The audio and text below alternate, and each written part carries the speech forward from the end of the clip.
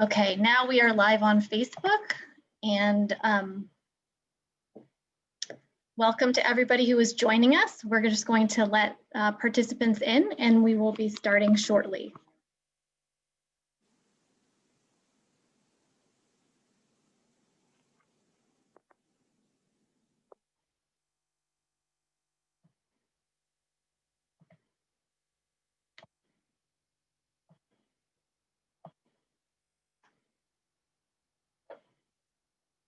Welcome to everyone who's joining us. We'll be starting momentarily.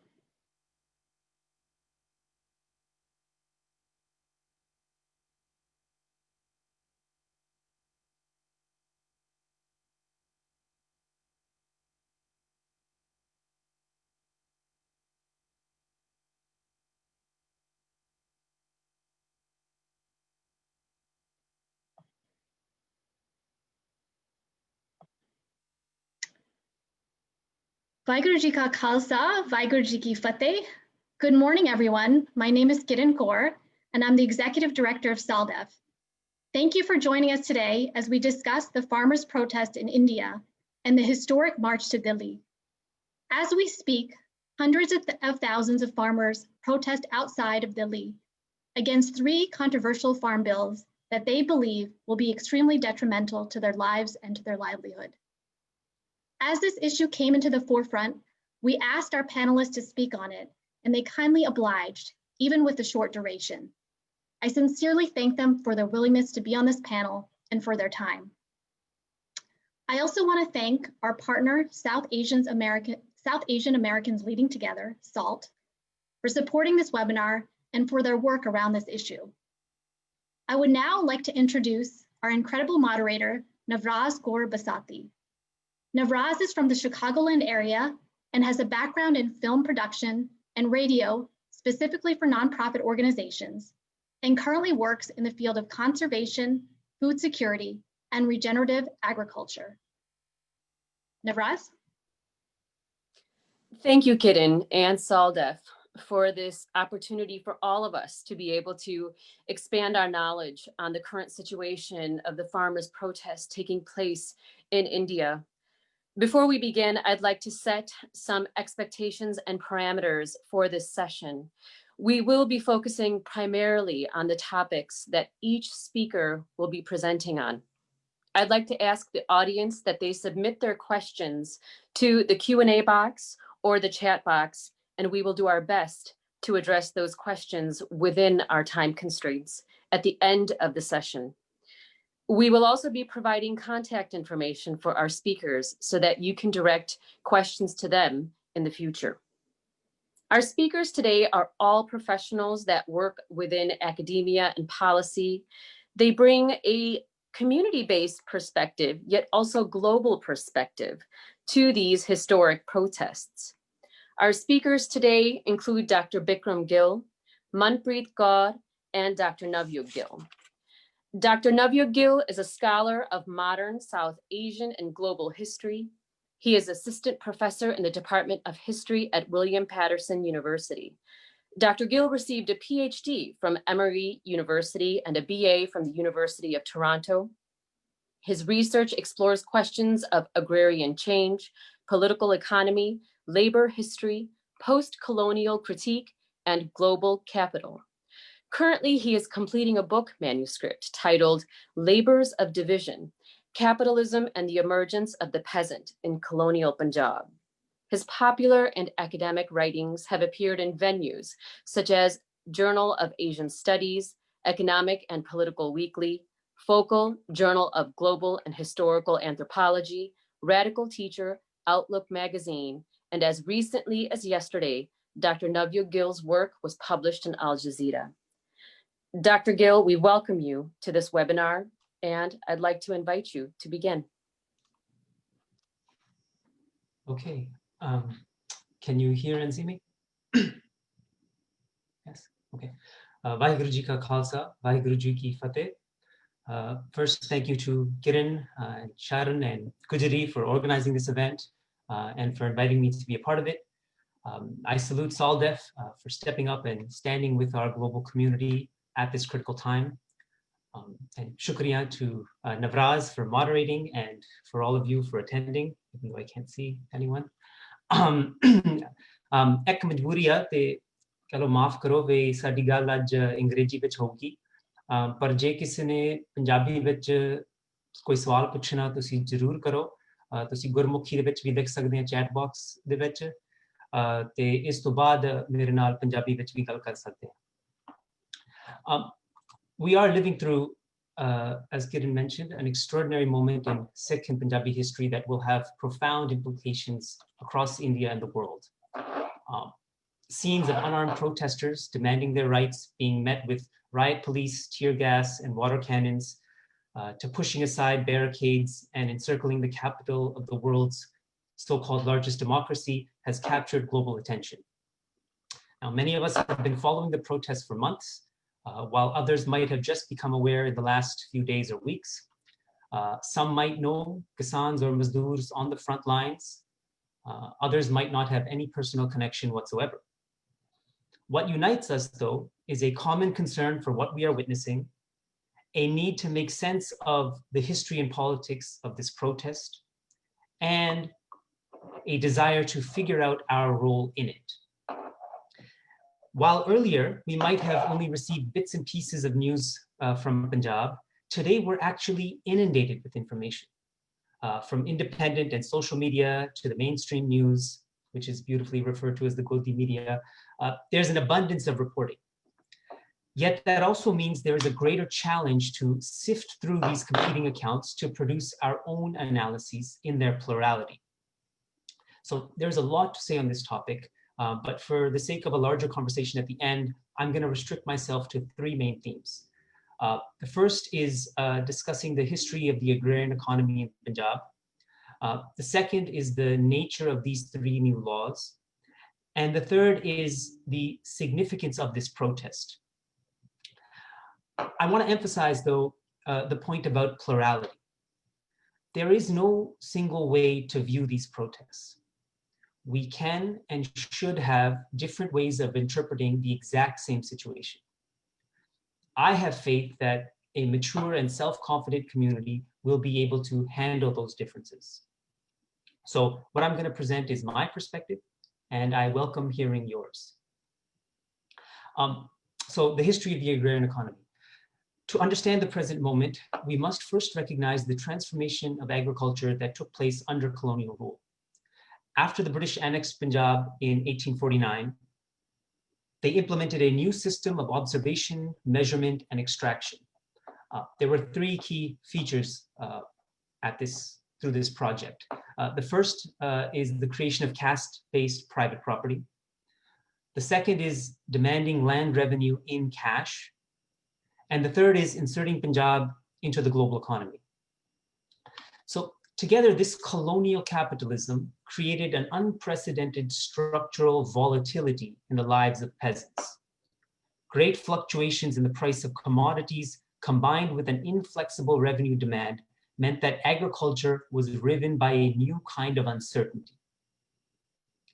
This precariousness continued for nearly 100 years until partition and independence in 1947. It's at that point that Punjab became a laboratory for an especially contradictory kind of developmental capitalism.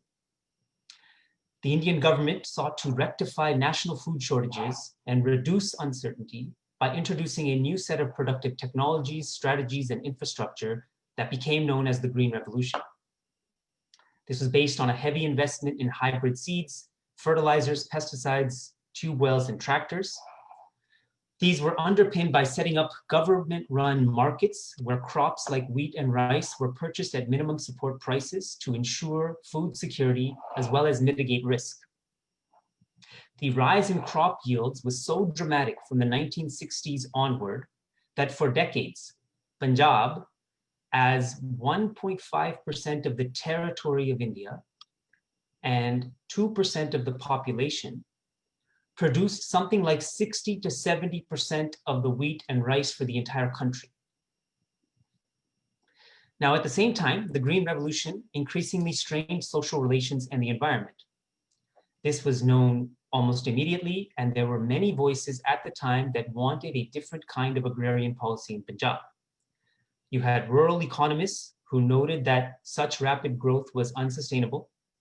You had environmentalists who warned of the poisoning of the soil and the depletion of the water table. You had social activists who pointed to the tensions over caste hierarchy and gender relations. You even had political parties like the Shromani Akali Dal in 1973 putting forward the Anandpur Sahib resolution, which sought to reconfigure center-state relations and seek greater autonomy for Punjab. All of this was ignored and actually maligned by successive Congress governments, which is what led us to the current moment. Now, let's talk about the nature of these new laws. The first thing to note is that the BJP is a right-wing conservative majoritarian party committed to both neoliberalism and Hindutva. So these laws, which they did not consult any farmer unions and rushedly passed during a pandemic, are designed to deregulate and privatize agricultural procurement and distribution. Corporations will be able to buy crops at market prices outside of the state mandis, engage in speculative hoarding, and contract farming without legal recourse. They will, in a sense, create a parallel private system that will gradually weaken and collapse the public system. And with that, the range of other subsidies, supports, and infrastructure that depend on government control and distribution. Now, when that happens, not only will farmers be thrown back into the nightmare of market volatility, but there will be a destabilization of the entire economy that will affect everybody across the board, from field laborers to transporters to urban workers, students, and professionals. Now, these laws affect Punjab and Haryana the most because these are the places where the MSP and Mandi system were intact from the late 60s onward. Let me emphasize that these are not agricultural reforms. This is the euphemism of the right wing. These laws effectively dismantle a public system without putting in place an equitable or sustainable alternative. Instead, it is a false experiment in economic freedom. And it's false for two main reasons. On the one hand, this experiment has already been tried in other parts of India. In 2006, the government in Bihar allowed private mandis and dismantled the public mandi system. The result was a disaster. It led to the greater impoverishment of Bihari farmers and increased the number of Biharis that actually leave the state to seek work, many in Punjab. On the other hand, this kind of deregulation is a strategy that is rejected by most countries in the global north. In places like America, in Canada, in Western Europe, there are a range of protections, subsidies, and supports for agriculture. So if deregulation and privatization has not been pushed in places that have the best infrastructure, the most extensive storage facilities and road networks, what hope can we have for their success in a place like India? These laws, therefore, are nothing more than a corporate handover. Companies like the Ambani and Adani groups will not bring innovation, will not bring efficiency. It will just mean more speculation, more extraction, and more profit.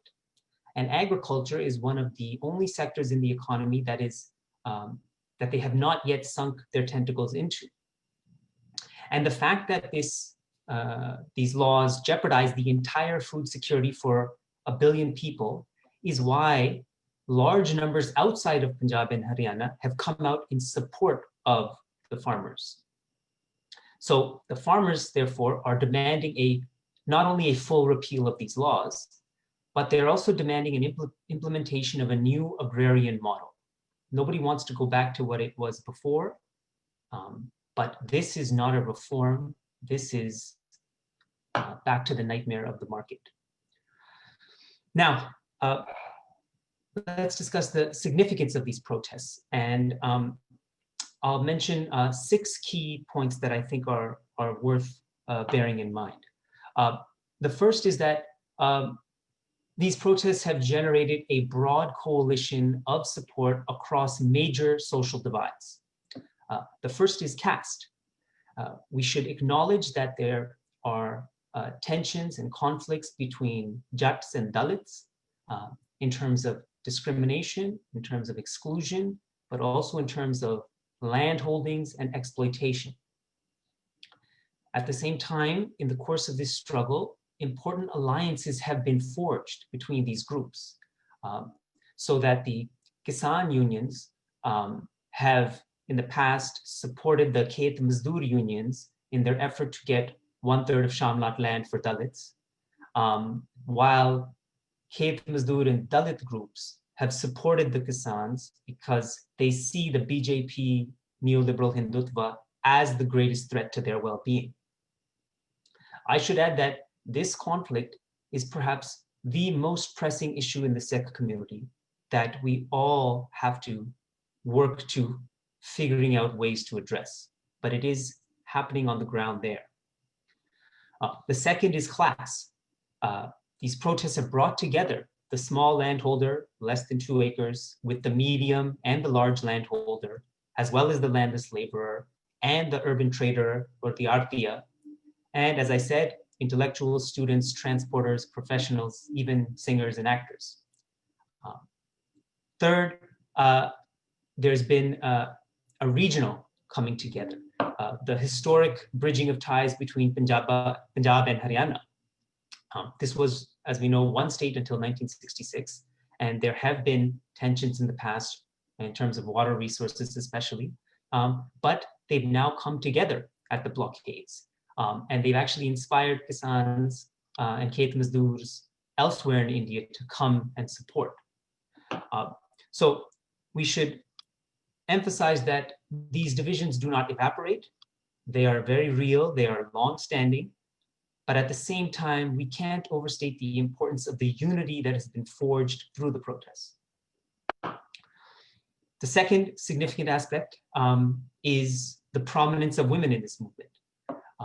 At all levels of the mobilization, women have been at the forefront in terms of strategy and planning, in terms of preparing food and supplies, taking care of homes, sitting out on the streets, singing songs, giving speeches, being at the front of the barricades themselves. Now, this is not surprising to any Sikh or any Punjabi because everyone knows that women have been front and center to every significant mobilization in the past. But we should note that in the course of this struggle, we are witnessing actually a dual struggle. There is a struggle against the Delhi government, and there is a struggle against patriarchy within our community. And there's actually a bunch of new writings from the front lines about this, about understanding the role of women not as victims, but actually revolutionary agents. The third point to bear in mind is that this mobilization is really unprecedented in scale. Across Punjab, thousands of Kisan and Khet Mazdoor organizers did the patient, thankless, inglorious work of spreading the message about these laws and educated vast numbers of people from May, June, July, August, September onward. If you watch a random clip on YouTube or WhatsApp, very often the person speaking is far more insightful and acute than any of the political commentators that are sitting in some news studio. The fact that tens of thousands of people pushed past police barricades on November 26th, and now at the different blockades around Delhi, there might be something like 200,000 people coming and going.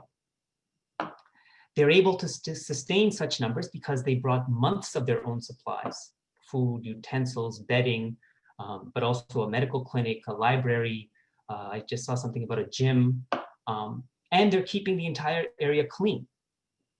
It is simply remarkable what they've been able to achieve on that scale. The fourth point is the historic refusal to enter Delhi. the decision not to proceed to the Brari grounds or to Ram Lila has forever changed the nature of political protest in India. If they had gone to those sites on November 26th, they would have been surrounded and corralled and then ignored without consequence. Instead, it was grassroots leadership that took the monumentous decision to halt at the major arteries of the capital and put real pressure on the government. In that sense, this has demonstrated to India and the rest of the world what it means to engage in serious direct action. I think no Gandhian social activist will be able to propose going to Jantar Mantar and sitting on a Bhukh Hartal and keep their credibility from this point onward. The fifth point is the creation of a new culture. This protest is adamantly independent. It is apart from all of the major political parties in Punjab, the Congress, the Akalis, and the Aam Aadmi. And it has generated all sorts of poetry, art, music with inspirational themes. I think I saw something about in the last 3 months, 200 new songs have come out. And through those mediums, we see a spirit of camaraderie, of respect, of pride that had been withered away by years of state violence, economic dysfunction, and cultural malaise and superficiality. And it's that spirit, I think, that gave people the sheer bravery to confront the most right-wing chauvinistic and seemingly invincible government in recent history. So the larger point here is that massive numbers of people are being politicized to fight for their rights. And whatever happens at these protests, they will not be the same people when they go home. There is a transgressive power to transgression. It is infectious. So if you challenge these hierarchies and these forms of authority, when you go back to your homes, you will also challenge other forms of hierarchy and authority, whether it's caste, whether it's gender, whether it's class. The last point is the critical role of Sikhi. This movement was initiated and led by farmer and labor unions in response to a direct economic threat. They have done this organizing for years. They have a membership cadre on the ground that, as I said, was mobilizing throughout the summer in the middle of a pandemic. But the protest is also implicated in culture and religion because the people at the forefront were and are Sikh. We should have no insecurity or anxiety in stating this obvious fact. Sikhi has permeated this protest, from the organizational principles of Langar and Seva, to the spirit of equality for all, to the incredible heroism that got people to confront the state. Now, in time, the movement has drawn support from Hindus and Muslims in Haryana and elsewhere in India. It has become multi-religious in the sense that people of all faiths are welcome. But we don't have to pit the economic and the religious against each other, because that doesn't reflect the reality on the ground, nor the way most people live their lives. We should be able to, in a sense, deal with the complexity of their simultaneity. Now, for all those reasons, I think we have a duty to recognize the enormity of what is happening. We have to maintain our critical disposition and raise difficult questions. But Vaheguru, Rab di Mehr Naal, we have to give overwhelming support to our heroic people on the front lines.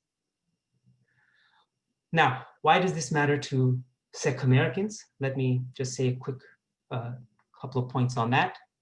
To my mind, it matters for 3 reasons. One, whatever we do here makes a difference to those people on the front lines there. When they see these protests and these rallies, these marches, this writing, these songs, these petitions, everything that we're doing here actually impacts them on the front lines there. Second, it puts pressure on the Indian government. We know what this government has done in the past to our people. They do not like any of this happening. They don't probably like this event. But when they keep seeing that increasing pressure, it will make them more amenable to deal with the demands of the Kisans and Mazdoors. And thirdly, let me say that I think this activism helps make America or Canada or England a slightly more civilized society. By coming out on the streets, by engaging in all of the things people have been doing for the last weeks and months, we raise awareness about an issue there, but we raise awareness about ourselves here and our place in this society. And we draw connections from there to here. I don't think anybody who is saddened or angry when they see a clip of that police officer striking one of our Buzurgs is not outraged when you see that police officer murder George Floyd. So with that, thank you for listening to me. I look forward to the discussion. Vaheguru Ji Ka Khalsa, Vaheguru Ji Ki Fateh.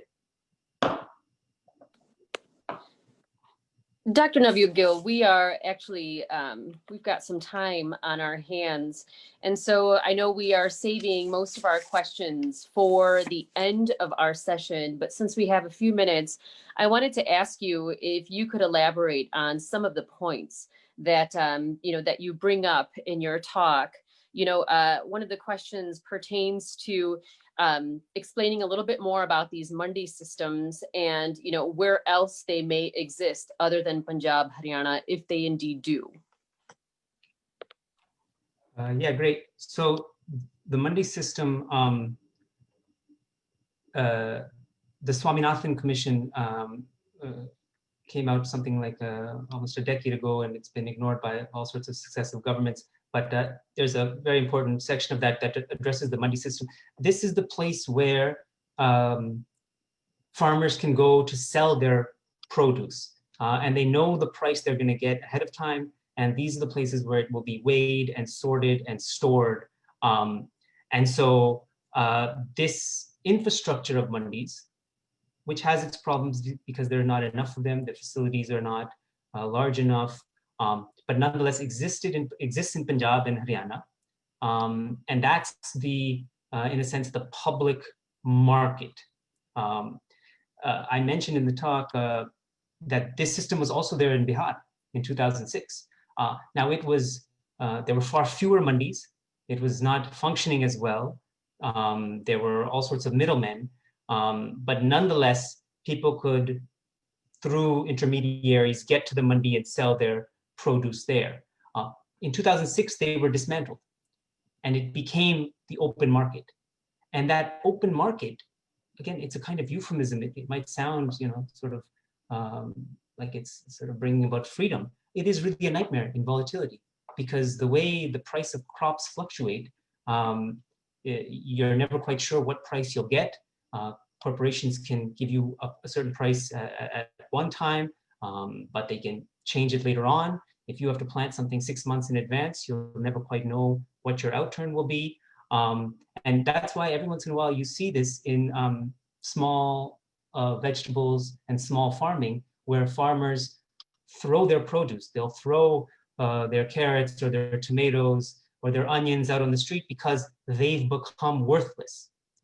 What is it about, a scene of food becoming worthless that doesn't strike everybody as absurd?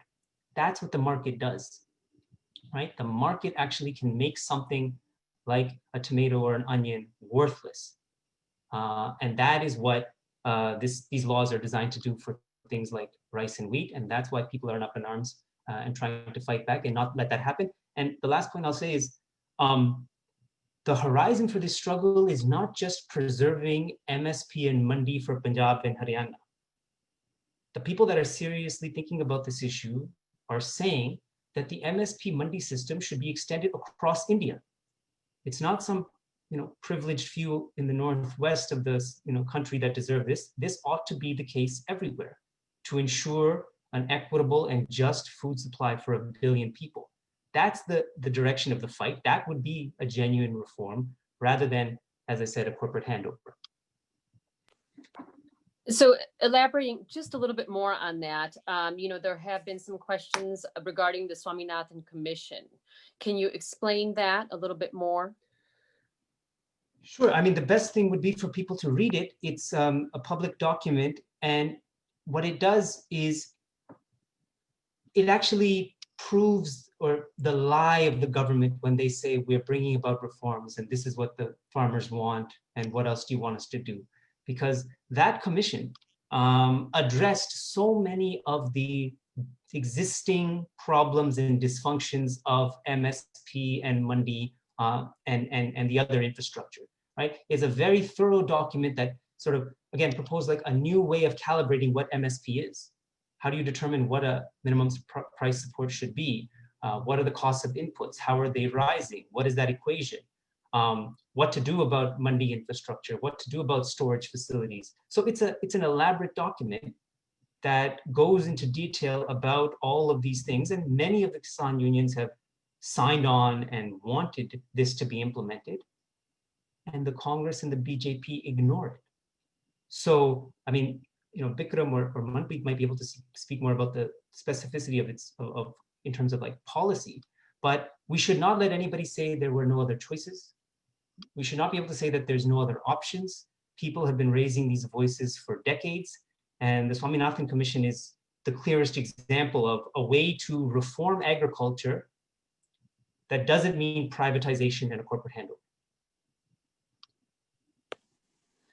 Now, you've mentioned, throughout your talk and also in, just your recent answer, the importance of the union's voice within, the issues historically and also currently. What is, why are the unions so successful? This is a question that's been posed. Why are the unions in Punjab and Haryana so successful, in terms of their strength and in terms of their arguments being heard? Well, I think as far as their arguments being heard, it's mobilizations like this that will let us see how one comes to be heard. But we should really give credit to the tenacity of their organizational capacity. Some people say, oh, there's 31 unions, there's so many, why can't they unite? Look, there are different sectional interests. Some of them have different affiliations with political parties. Some on the kind of political spectrum are more reformist. Some have a lot more revolutionary, radical orientations. And in their different areas, they've been doing this work. And I think sometimes it's hard for people to kind of understand, like this protest sort of came out of nowhere. And all of a sudden people were, pushing past police barricades. No, it only occurs, as anybody who's done any kind of activism or organizing would know, through that, inglorious, away from the headlines work of talking to people, in your workplace, in your village, in your neighborhoods, coming together on issue, getting educated, getting informed, and then having the determination to do something about it, to take it beyond conversation and discussion. And that's what they did over the summer. And it's that kind of mobilization, grassroots, that we kind of ignore and only look for the headlines when something dramatic happens. That's what has given this movement the strength and longevity. And it's because those people are so politicized that they're so articulate when they give an interview. It's because of that mobilization that they had the political acuity not to enter Delhi. And all of the decisions that the leaders of the unions are going to make have to be approved by the population there at the ground. And they're not. If we're going to put faith in anything, we should put it in the faith of the people at the front lines who are not going to let the leaders cut a bad deal. So now, you mention that, several of these unions do have political affiliations. And one of the questions that has come in is that how do we know that these protests are not being used as a sort of propaganda, in political bickering? So how do we know that they are not being motivated simply by, an oppositional political party for political gain? Well, it's a good question. And it's again, the contrast maybe with the US is insightful, because here, the major unions are sort of just beholden to the Democratic Party, which is why they're so ineffective and no real change happens. There, whatever their affiliations with political parties, once this movement began, they adamantly refused to let any of the leaders from these political parties speak from the platform, and kept that distance. So if any leader of a political party wants to support the movement, they're welcome to come and sit amongst the protesters, but they're not addressing anybody from the stage, and that the agenda is resolutely independent. We saw this kind of drama in September where the Akalis did this big tractor march. The Congress had their tractor march. The Aam Aadmi later on got their act together and did a few gestures. It all amounted to nothing. And actually, a lot of supporters of these parties are putting away their party affiliations and coming and joining this movement as Kisans, as Mazdoors, as people that are committed to a better Punjab. So it might be some right-wing sort of troll factory allegation to say that this is cooked up by this or that party, but there's no affiliation, there's no connection to any political party. From the stage, they have lambasted the Akalis, the Congress, and the Aam Aadmi Party. And I think also that is why so many people are drawn to it, because it is a breath of fresh air, that these people are actually fully aware of their situation. They're fully aware of how bankrupt and compromised the existing political parties are. And so I really think that a new leadership will emerge from this struggle that can take Punjab in a different direction. And lastly, I have mentioned that we'll be addressing some questions at the end of the session, but we are doing great on time.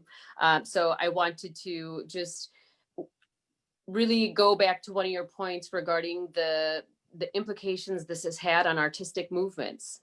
And so one of the questions placed was, what kind of broader effect will these protests have? You mentioned, in your talk that this will go far into when people have returned home. This transgressive power, as I will paraphrase, you mentioned transgressive power feeds transgression. So what kind of movements do you see immediately being impacted by these protests? Yeah, this is an important question, very difficult. As a historian, we try not to speculate in the future. We're trying to think about understanding the past from the lens of the present. I think the immediate one that I sort of mentioned was in the space of culture. Just go back 6 months and listen to the top 20 songs, and you would be repulsed by all the fukrapon and the kava and the utter nonsense. And now, if you look at some of these songs that have come out, not only are they talking about camaraderie and solidarity and fighting the state, they're actually denouncing the fukrapon.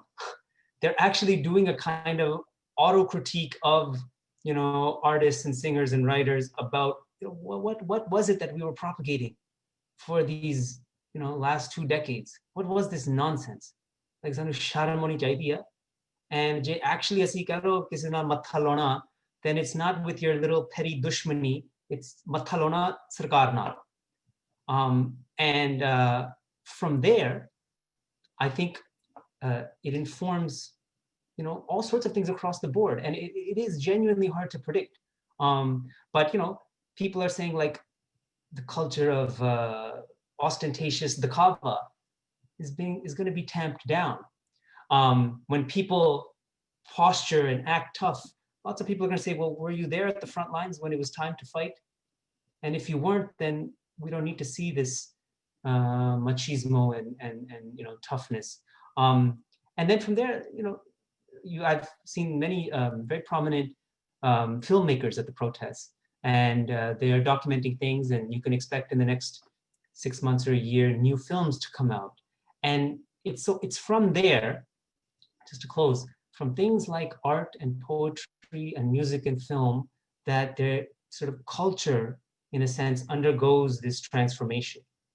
And how exactly that happens is still something that is thought about and debated in all sorts of disciplines. But that cultural transformation is happening. We can see it. Its trajectories are still an open question.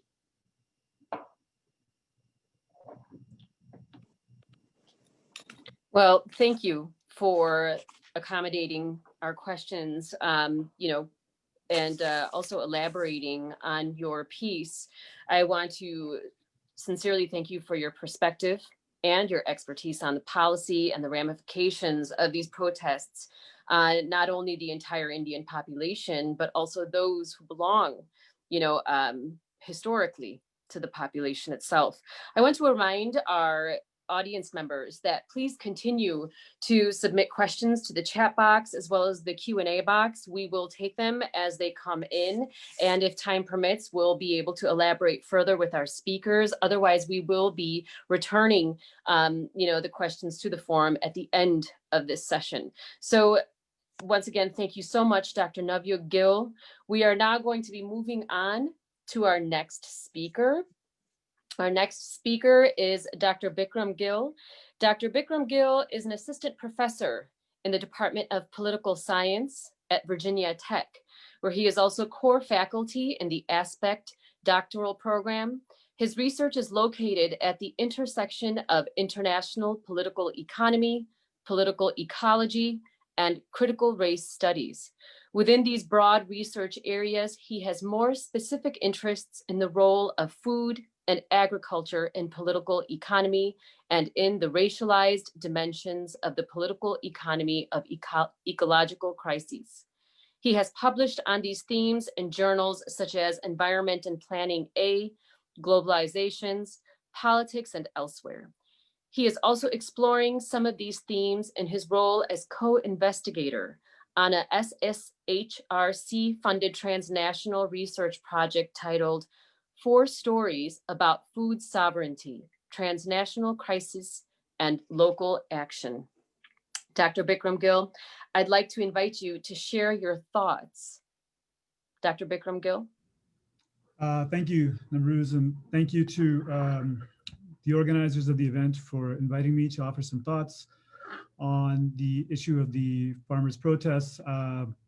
A lot of what I was going to cover, Dr. Navyug Gill, he covered very nicely, but I'm still going to offer somewhat of a historical and global context to what is happening right now, because I think it can help us understand some further dimensions of the significance of the protests. So the story of the Punjabi farmers' protests has largely been one of a popular uprising against the intensifying authoritarianism of the Indian state. Its popular character is evident in the level of unity with which the Sikh community, both in Punjab and the diaspora, has supported the uprising. While we need to continue to center the political demands of the farmers, we also need to be clear that this is a movement that constitutes one pole of an ongoing historical contestation, and that to understand its significance is to understand the other pole that it confronts in this contestation. While much of the media coverage has focused on the Indian state and its farm laws as the target of the farmers' protests, I'm going to begin here by briefly introducing a different character that I believe more clearly embodies the antagonistic force confronting the farmers' movement. So what I want to do is I'm going to begin by bringing out of the shadows the character by the name of Cargill. Now, for those with interest in global agriculture, this is probably a familiar character, but Cargill is the largest privately traded company Okay, sorry. I'm just getting a message to be louder, so I will speak up. So please let me know if I need to be louder. So Cargill is one of the largest, Cargill is the largest privately traded company in the United States. Yes, it's even larger than the industries owned by the famous Koch brothers, or I guess Koch brother. One has died now. Cargill is one of the largest agricultural-based corporations or agribusinesses in the world, and has primary interests in grain trading and processed foods, cattle raising and cattle feed, and in a range of agricultural-related financial services. So if you have not heard much of Cargill, I can share that last year it was voted the worst company in the world by a range of environmental groups, which is quite the achievement when you think of the competition that exists for potential worst companies. Maybe you would have thought Amazon would have been a prime contender, or others last year, but Cargill was awarded this dubious honor of worst company in the world, largely for its role and its complicity in the displacement of indigenous peoples across the global south and its contributions to deforestation and so forth.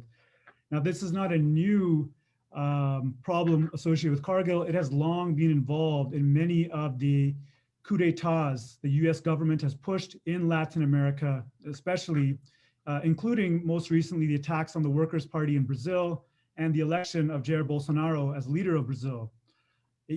Cargill used the election of Bolsonaro to aggressively increase its farming activities in the Amazon, and Cargill played no small role in the deforestation and burning in the Amazon that we witnessed last year. So in relation to our story, Cargill has been operating in India since the late 1980s and early 1990s, and it entered right at the beginning of India's foray into economic liberalization. It has by now consolidated itself as the second largest grain trader in India. Now, in my view, Cargill looms large in the proposed farm bills, and its role is something that I'm going to return to shortly. So this is a case of Dr. Navyug Gill in his presentation. He spoke of colonial capitalism. I'm going to suggest that this is an ongoing struggle that has not really entirely disappeared. This doesn't mean there's not also domestic players like Reliance. I'm also going to come back to a discussion of Reliance's role, in particular, the way in which Reliance's recent initiative of geo and its geo farming app in collaboration with Facebook has played into the farm bills. So I will return to both Cargill and Reliance and their role as an antagonistic force in the protests shortly. But for now, what I want to emphasize is, by starting with the farmers' movement on the one hand and Cargill on the other, what I want to suggest is that these two movements represent what 20th century social theorist Karl Polanyi referred to as the double movement. So the double movement for Polanyi referred to how the movement of capital, or colonial capitalism, was motivated to privatize ownership over increasing domains of social and ecological life and organize them on the basis of seeking short-term profits.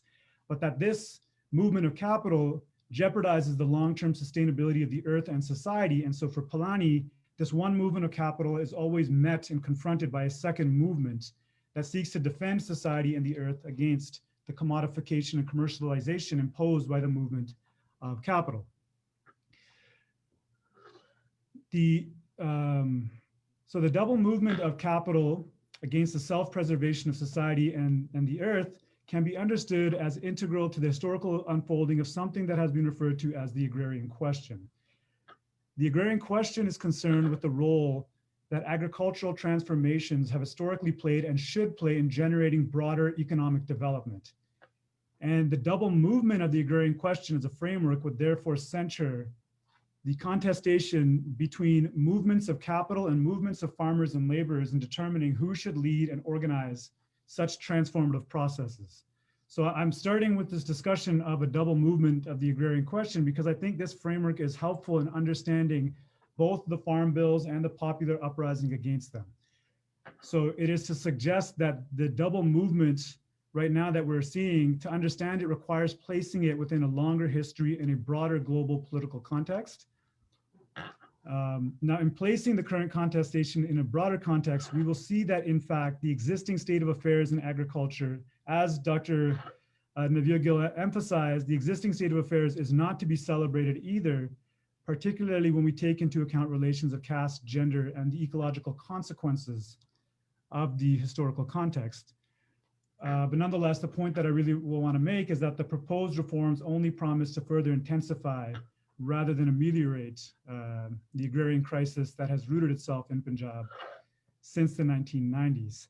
So I was going to now get into a discussion. I wanted to trace this double movement, this contestation between the efforts of capital, whether it's colonial capital or domestic capital, to capture the agricultural sector from the colonial era until now. But Dr. Navyug Gill, he really nicely captured a lot of the points I was going to kind of cover. But what I just wanted to emphasize was that we can trace the historical origins of this double movement to the colonial era. Now, again, not to go over a lot of what was already discussed, but what I just want to point out is that during the colonial era, agricultural sectors and agrarian relations were violently reorganized through kind of the policies and measures that were emphasized in the first presentation. They were reorganized in order to consolidate an export orientation that was centered upon exporting food and industrial inputs from colonies to the colonial powers. Okay, so the colonial export regime in India and elsewhere was specifically organized through relations of debt, in which the colonial state entrapped peasants and compelled them to pay off their debts by selling export crops for cheap to grain traders. Now, these cheap foods and industrial inputs then provided industrializing European states with the kind of material inputs they needed to consolidate capitalist development and accumulation. British India, of course, was one of the most intensively exploited colonies in this sense, with India sending tens of millions of tons of grain to Britain, even as tens of millions of Indians starved to death during this era. So this is what I would call the original kind of era in which colonial capital is seeking to take hold of the agricultural sector in India. Now, this original movement of colonial capital is confronted, of course, by the peasant uprisings that was a strong basis of the anti-colonial movement. Now, a key demand of the anti-colonial struggle was to overthrow the oppressive landlord system and revenue systems through which colonial powers had entrapped peasants and compelled them into export orientation. Okay, so just again, this is like a broad kind of ongoing historical contestation that I want us to hold, because I'm going to suggest that it is still framing a lot of the struggle we're seeing today. So as colonialism was defeated and gave way to the post-colonial era, the agrarian question was reformulated in developmental terms, right? So after independence, the key question that a lot of global South states confront is how to develop.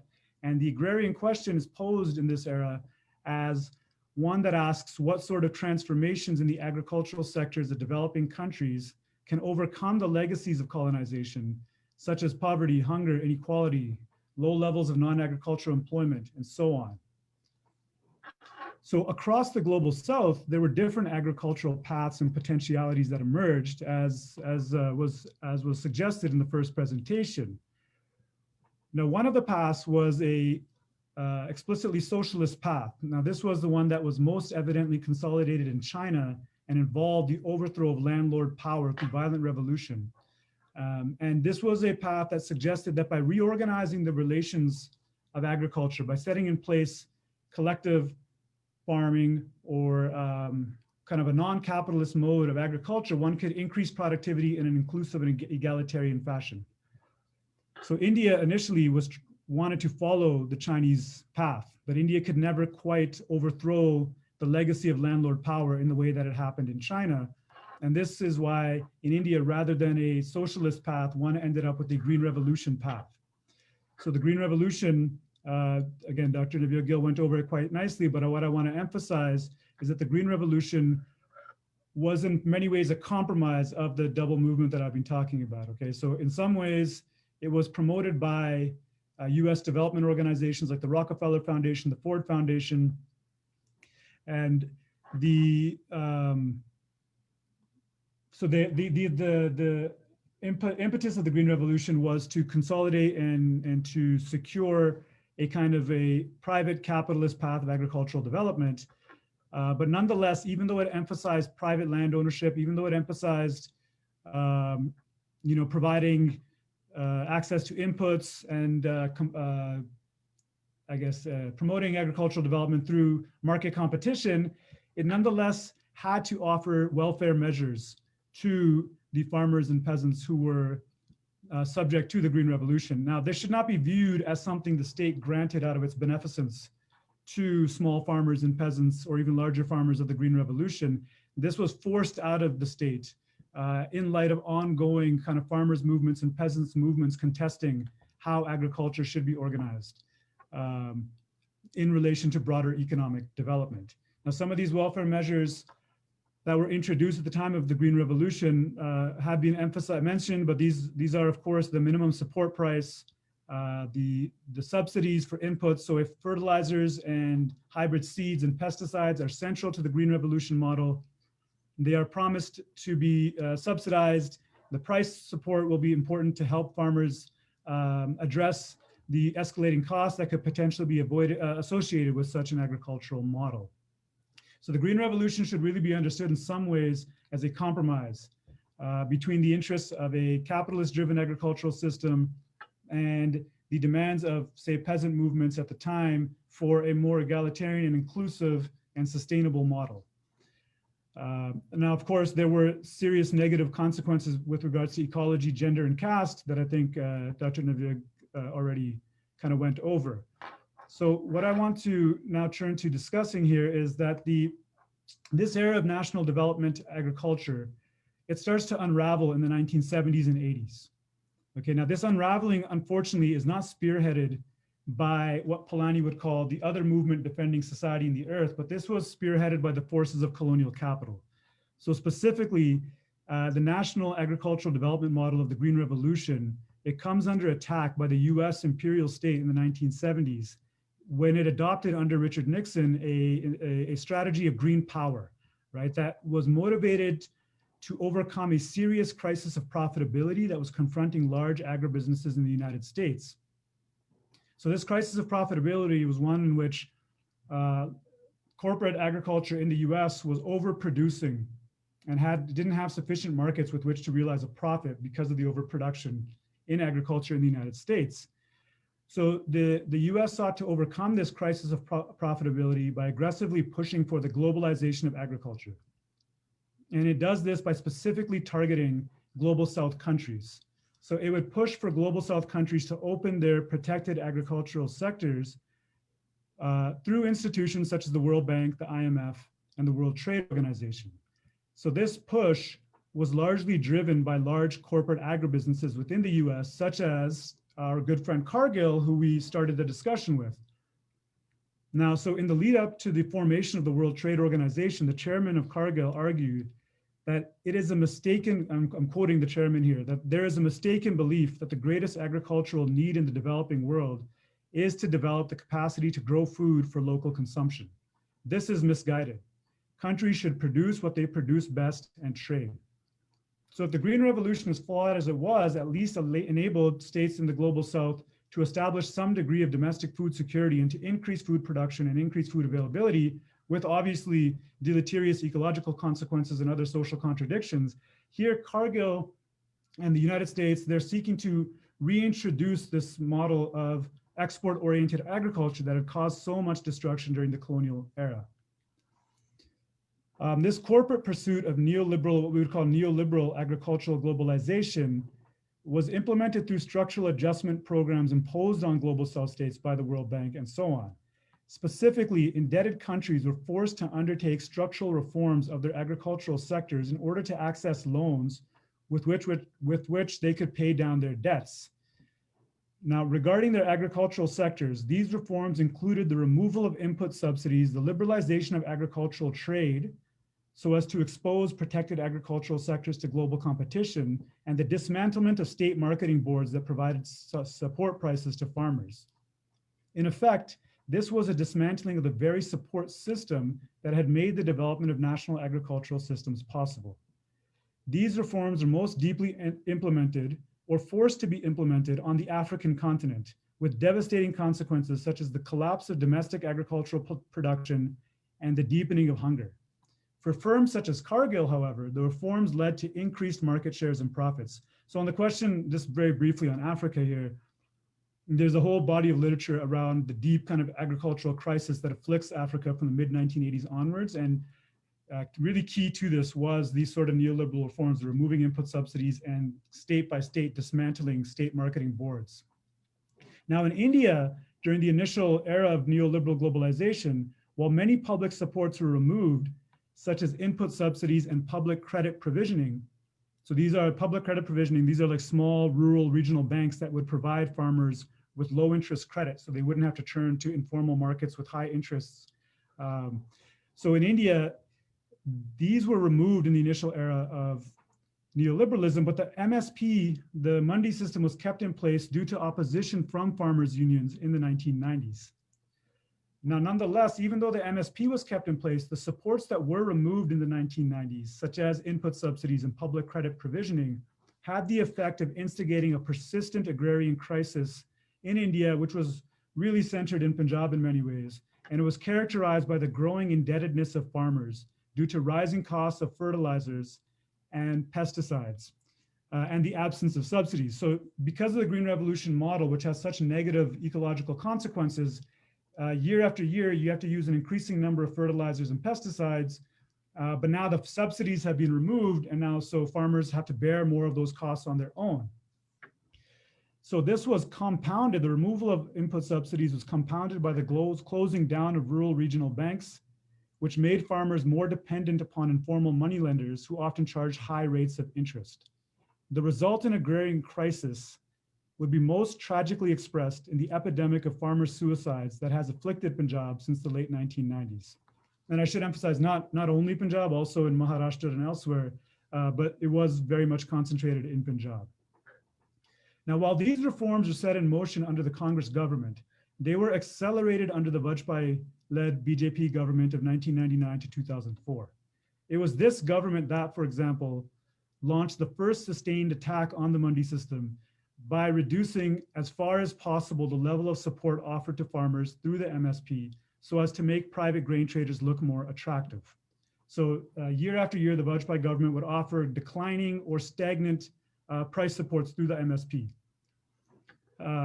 Now, however, here, the other movement returned powerfully to the historical stage as peasant movements and organizations proved central to the resounding defeat the BJP suffered in 2004. Now, the role of the peasant movements in the 2004 elections and defeat of the BJP compelled the subsequent UPA government, which was a Congress government, but it was supported by a variety of communist parties and other more left-leaning parties. It compelled the UPA government to pass a series of progressive legislations related to the agrarian sector and meant to address the agrarian crisis, such as the Mahatma Gandhi Rural Employment Scheme, the Land Acquisition Act, and the Forest Rights Protection Act. So agribusiness interests, it should be emphasized, consistently complained about the introduction of such welfare measures from the mid-2000s and into the 2010s.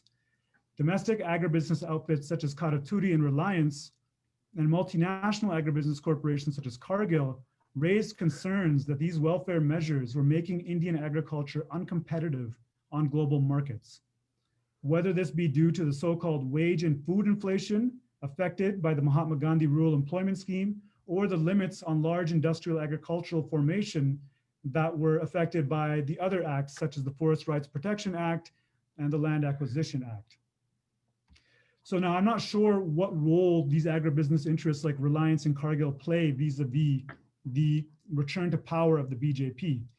But what I do know is that with the return to power of the BJP in 2014, the movement of kind of agricultural capitalism, the movement of colonial capital and domestic capital is renewed in 2014. Cargill, for example, enthusiastically embraced the new Modi-led BJP government in 2014, praising it, and I'm quoting here, for creating a more favorable business climate.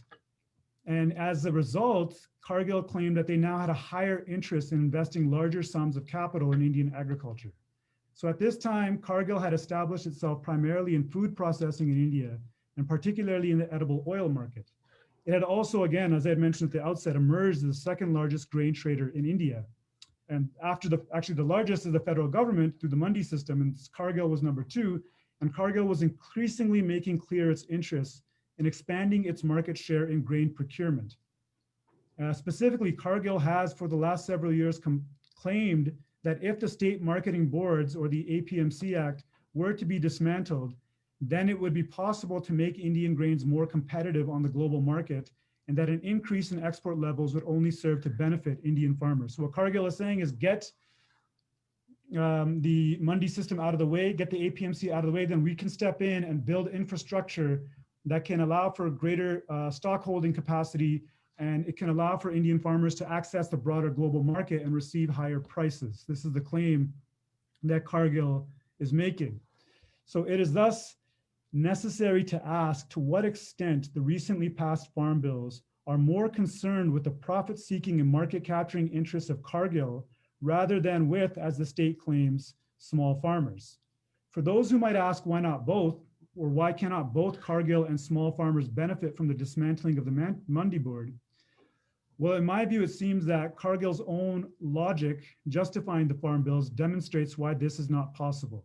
You cannot both claim that you're going to make Indian grains more competitive, read here cheaper, on the global market, and claim that Indian farmers will experience a dramatic increase in the price level they are receiving for their grain harvests. Furthermore, the experience of African states that were forced to dismantle their state marketing boards in the 1980s suggests that the outcome will be one in which grain trading companies like Cargill will corner the grain stocks, and the anticipated free market being promoted loudly by the BJP will quickly assume a monopolistic character in which the buyer will have much more leverage in setting the price than the seller. In addition, the export orientation that Cargill is promoting here recalls in troubling ways the colonial system of agriculture that starved to death tens of millions of people during the colonial era. As Utsa Patnaik's work has shown, export-oriented agriculture in developing countries is often associated in the neoliberal era with rising rates of hunger. Now, in addition to Cargill, as I mentioned at the outset, there are domestic capitalist forces at play as well. And I just want to briefly kind of point to these. Now, most important amongst these is Reliance Inc. And so the farmers' movements have done very well to center Ambani as a site of target. Reliance Inc. has been prominent, and specifically its increasing interest of diversifying into the agri-tech sector, so the agricultural technology sector, through its Geo-Krishi app that explicitly aims to take over India's food system from farm to fork. So Geo-Krishi, J-I-O-K-R-I-S-H-I. So obviously we know Reliance has its Geo kind of mobile network, and is seeking to develop an app-based system that can come to dominate the entirety of the food system. So the digital agricultural market that Reliance is hoping to build and dominate depends, however, upon the dismantling first of the existing Mandi board system. Reliance is promising increased efficiency and safety in the era of COVID-19, that customers can simply order their food through the app and have it delivered directly to their homes, and farmers can find the highest bidder for their harvest through the app. It is probably worth mentioning that the Reliance Geo-Krishi initiative received significant momentum earlier this year when Facebook made a large investment that provided it a 10% ownership stake in Geo, which provides Facebook with an opening through which to introduce its WhatsApp payment into India. Previously, Facebook had struggled getting regulatory approval for the WhatsApp payment in India, but soon after making the investment and shortly after the farm bills were passed, the WhatsApp payment received regulatory authorization. So we return finally to the farmers' protests.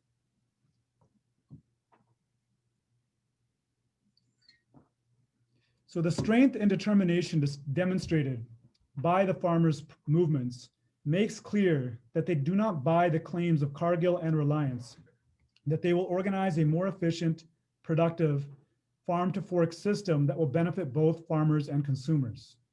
Rather, the farmers rightly anticipate a future in which large grain traders or smart apps corner the markets and set the low prices at which they will be forced to sell their grains. In a context in which the ecological contradictions of the Green Revolution, such as lowering water table levels, depleting soil fertility, resistant weeds and pests, are constantly increasing input costs for farmers in the form of fertilizer and pesticide use, a decrease in the output price can only but intensify the debt crisis for farmers.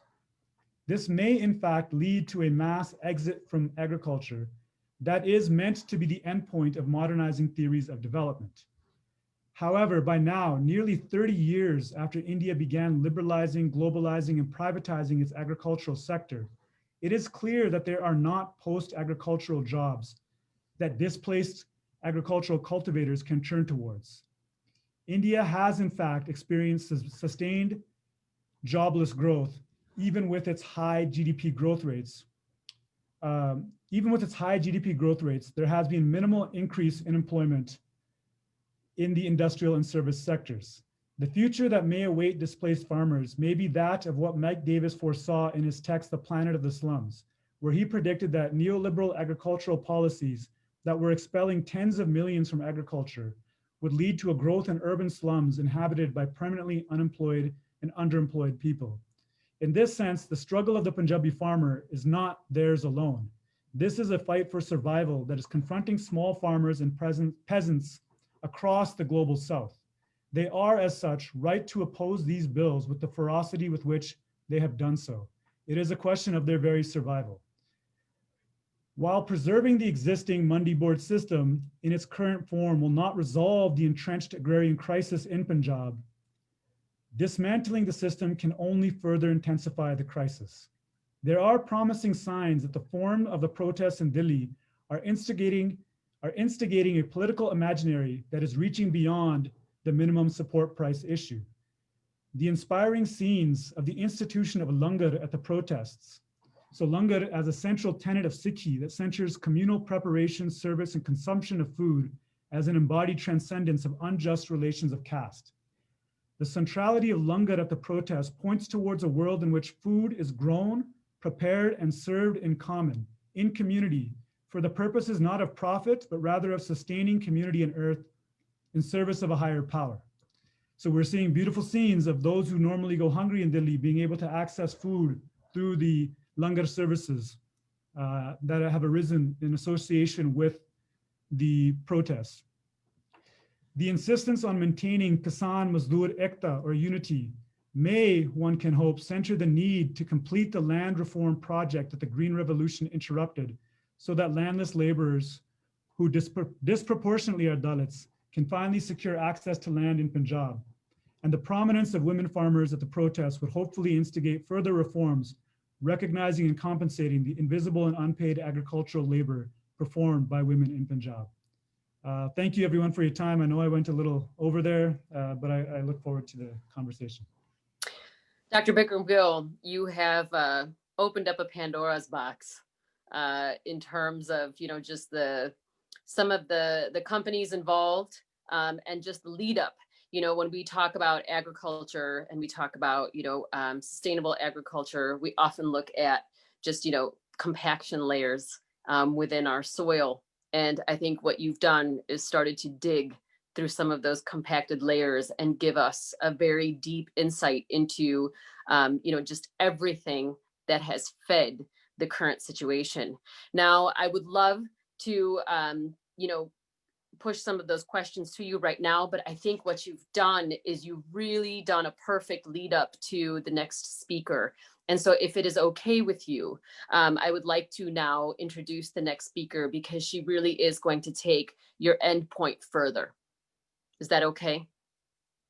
Okay, fantastic. Yeah, sorry. So thank you so much for your insight once again. And, as I mentioned, what Dr. Bikram Gill had explained in the very end is something that I think our next speaker can further elaborate on. And then once she has completed her presentation, I promise you we will get into some of those amazing questions that everyone has been posting within the chat box as well as the Q&A box.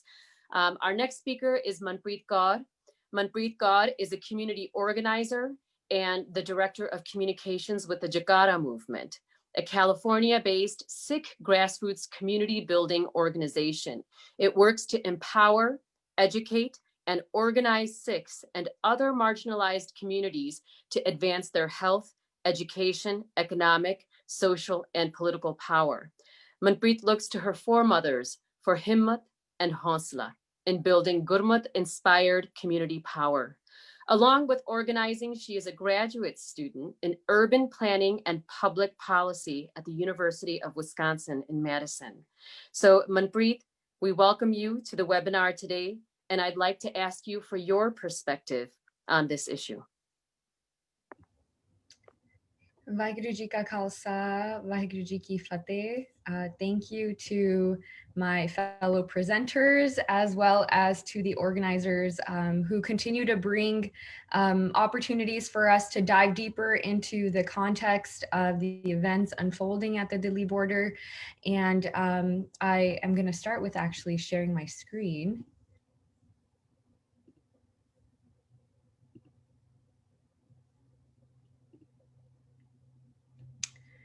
So as Benji shared, my name is Manpreet Kaur, and I am a community organizer / the director of communications with the Jakara movement, an organization based in California over the past 20-ish years, but that has spanned nationwide at times and continues to keep us connected globally to Sikh Sangat everywhere. Unlike my fellow speakers, I am not a scholar of the diaspora. My expertise comes from the community. The community, they are my teachers. I learn alongside them, and what I'm sharing today is also perspectives and just knowledge I've gained through the process of being with this organization, but also being someone who identifies as living in a diaspora. A little bit about the Jakara movement. We, as shared, we're a California-based Sikh grassroots community building organization. We're the eyes and ears of the Sikh community in California, where Punjabi is the third most spoken language up and down the Central Valley, a stretch of land that by no coincidence resembles Punjab in a lot of ways. My days go from speaking to my truck driver Vias about regulations, to advocating for ethnic studies courses and curriculum, and coming up with new ways to engage youth in the era of Queen Coronavirus's reign. We're also leading initiatives around COVID testing and advocacy in community-centered knowledge attainment around this disease and infection, but we're also forming a number of initiatives like youth substance preventative measures and programs, and really functioning as what I see as like a triage center and listening to what's really going on with the community and how we can be a resource, an outlet, and just be ears that listen.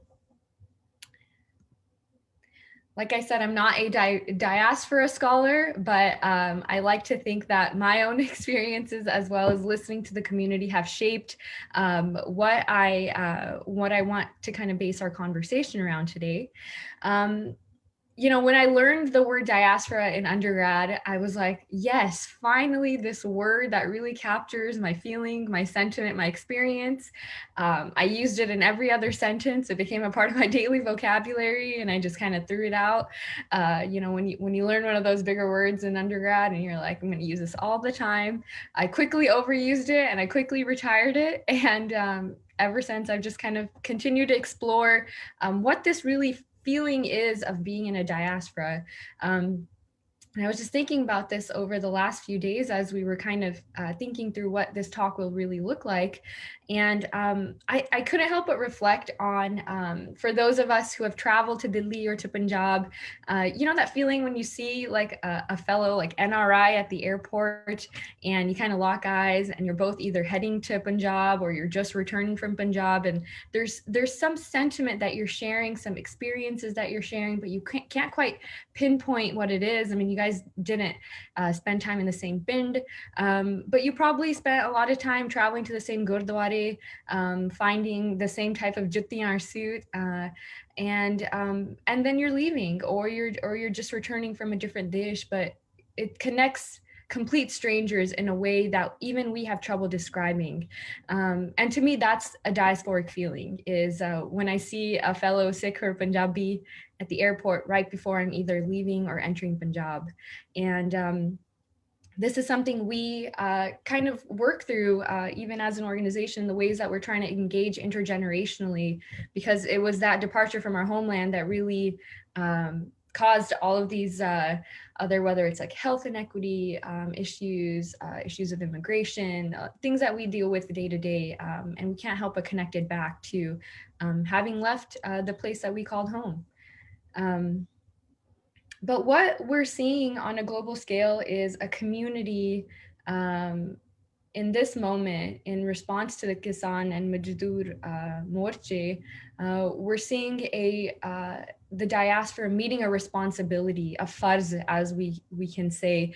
And what is the farz, and which ways are we contributing to our responsibilities that we must uphold, and that are probably those back home are probably looking towards us to also, stand morda te morda kharke.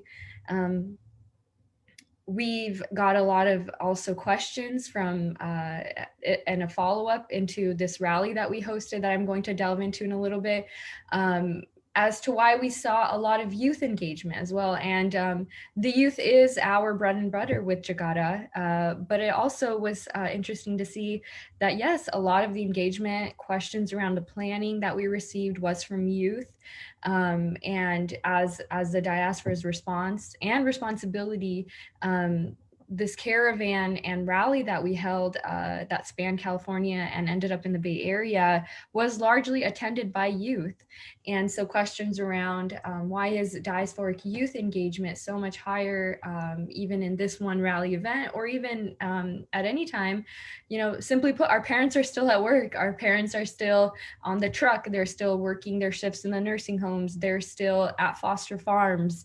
And so the youth feels that much more of a responsibility and a farz to not only keep engaged with what's happening in their ancestral homelands, but also to know their parents' feelings, their household's feelings in terms of what is really happening, and really building and acting on that sentiment.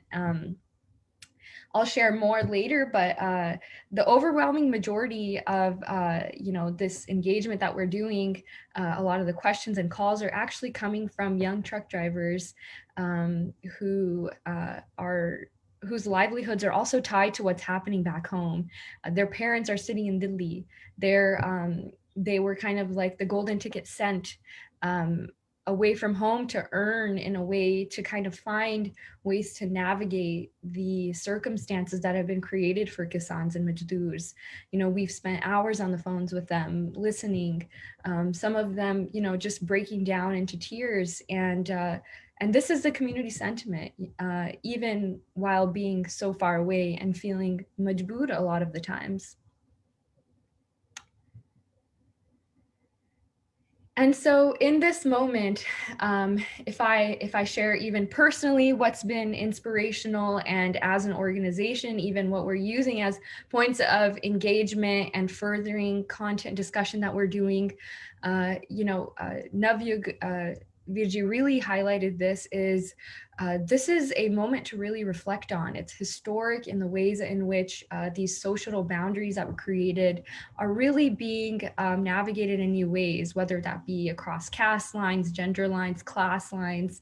And the Jakara movement for decades has engaged in critical work around discussing these notions of caste, gender, class, both in Punjabiyat, and how to navigate it from a Gurmat-inspired point.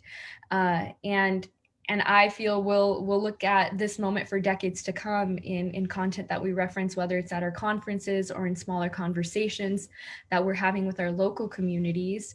But these images elicit a certain emotion. I mean, there was a viral video that was shared of a BG from Barnala, which is my dadke, and I see that video and I can't help but think of my own dadiji and this fierce spirit that I can't help but connect back to her Sikhi and her real inspiration.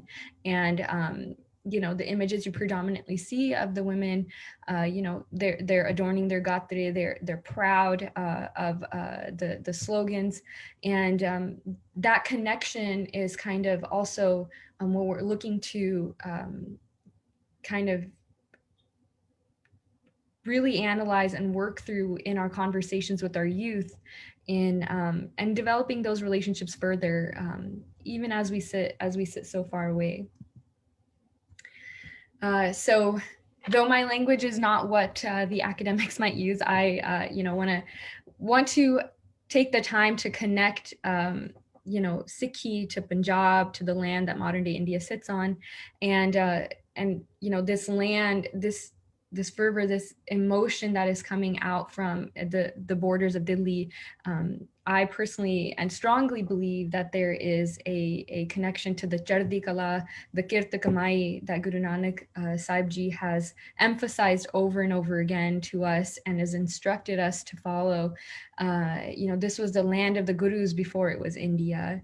And how can we appreciate, acknowledge, and also incorporate this into the conversations we're having around what's happening at the borders of Delhi? And I would definitely like to mention that in the conversation even we're having today.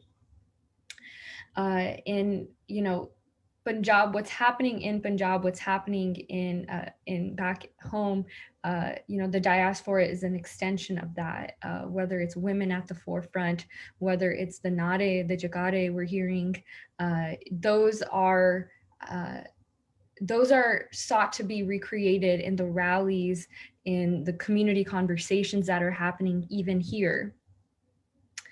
And so the Chardi Kala spirit, Guru Nanak Sahib Ji's langar we're seeing, even the massage machines that we see from Khalsa Aid, I think those are evidence of the Sikh spirit that carries both those on the ground and those that are oceans away. And now I want to take us to this incredibly historic event, even for us and for our California Sikh Sangat, was the California Kisan Majdoor Solidarity Rally that we held last weekend, where a caravan of trucks, tractors, motorcycles, cars, even a bus headed its way up to the Bay Area, where it congregated in Oakland, and then headed over the Bay Bridge, bringing it to a standstill. I think we brought Oakland, the Bay Bridge, and parts of San Francisco to a complete standstill in an incredibly unprecedented crowd gathering intergenerationally. And it was a historic moment. And this idea came from one of our Kaur staff members. So when we talk about, who's at the forefront of organizing and mobilizing, we would be remiss to not mention that, the thoughts and the actions and this call to action and who's bringing us to these calls to action is something that is worth mentioning in this moment, in order to really engage with how incredibly historic it really is globally. And, our community here in California met this call to action. There were hundreds and hundreds of hours on the phone spent. There were community Zoom calls that were done. But our ultimate inspiration still came from those sitting at the border at Delhi. The importance of mobilizing and organizing and how they work hand in hand. We're hearing examples of the incredible logistical organization that's happening at the Delhi border, from there being pehdedar that are wearing uniforms to signify what their seva is, to the morche that are happening. The importance of great unions, effective unions, as Navyug Virji said, that speak to the power of the people and are the voice of the people. How do we delve deeper into the importance of representation through unions, great effective unions? And how can I also bring that back to how we're engaging with the California Sikh Sangat? Is we mobilized folks in the thousands, and now is when we encourage them to take it a step further, to organize locally, to stay involved, because we talk of things that affect our community, both locally, statewide, and globally. And so that's where we are now asking the Sangats to meet this challenge, organize with us, because mobilization tends to be a little bit easier than organizing. You know, there is something that ignites a fire in folks, and whatever it may be, brings folks to a call to action, whether it's the first time that you participate in a protest or a rally, or it's your 20th time. There is value in both of those individuals coming together and saying, you know, here we walk together, we walk forward together. And at Jakara, that's what we explore constantly, and we look to organize folks, because this is the long game that we're playing.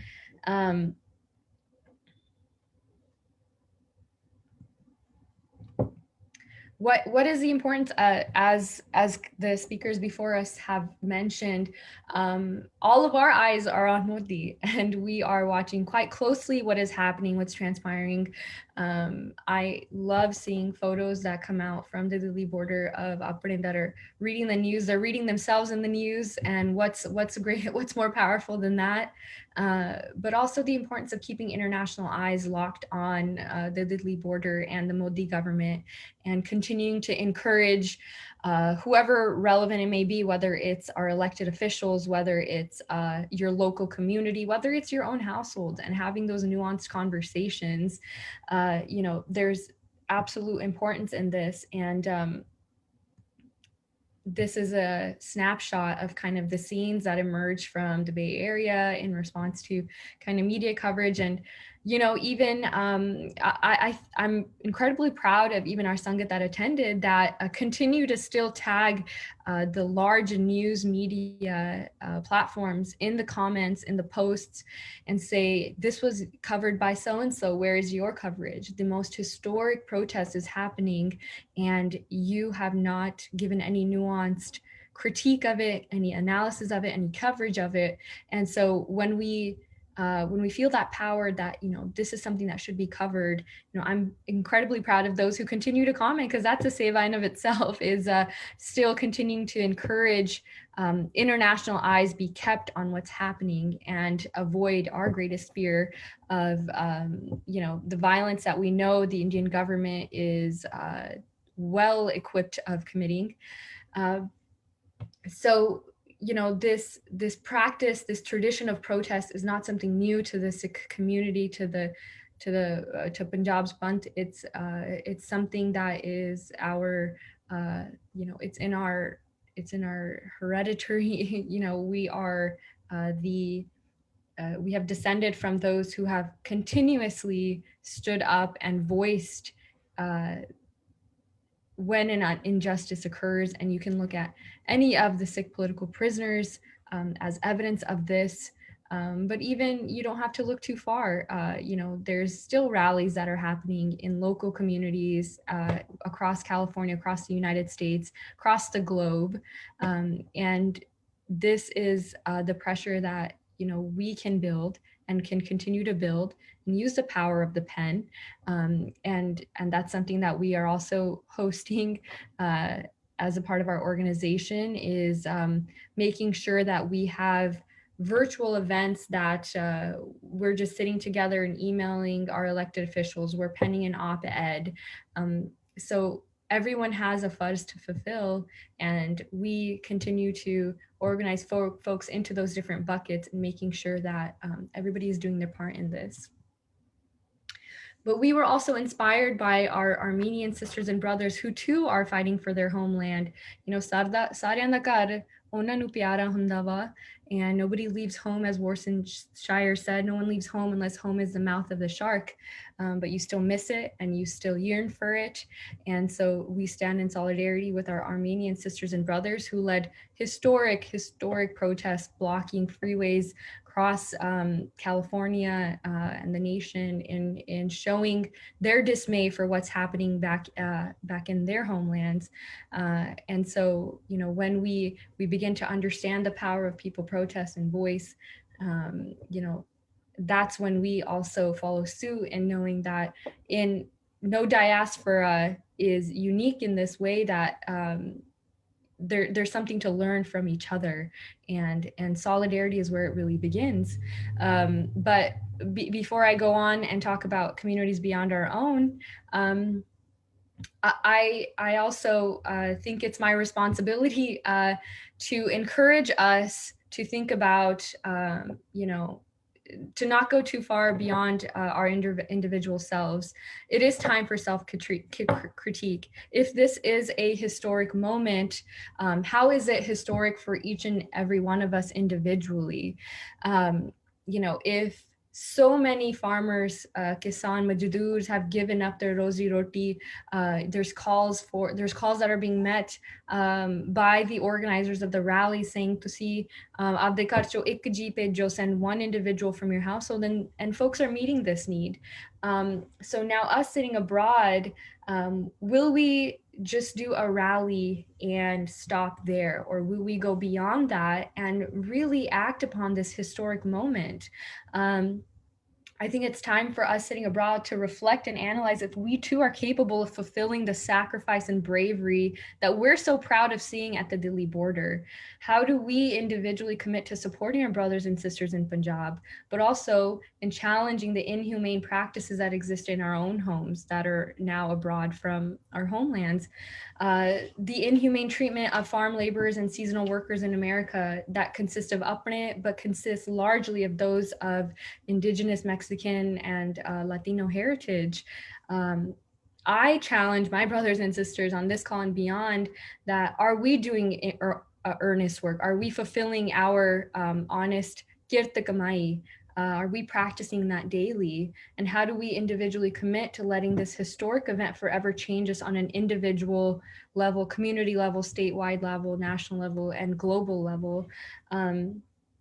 You know, to be quite frank, are we working at Facebook and contributing to the awful acts that they engage in?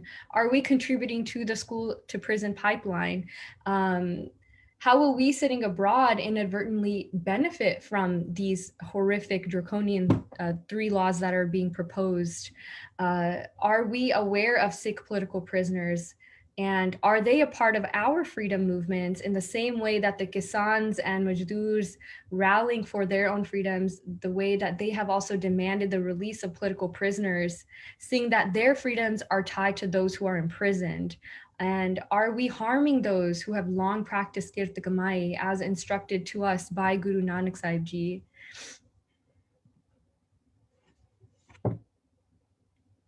And so, after challenging those who I see as being a part of my Sikh Bant, my Punjab Bant, what comes next for us? It's the power of the pen. Commit to a cause that won't cause unjust harm.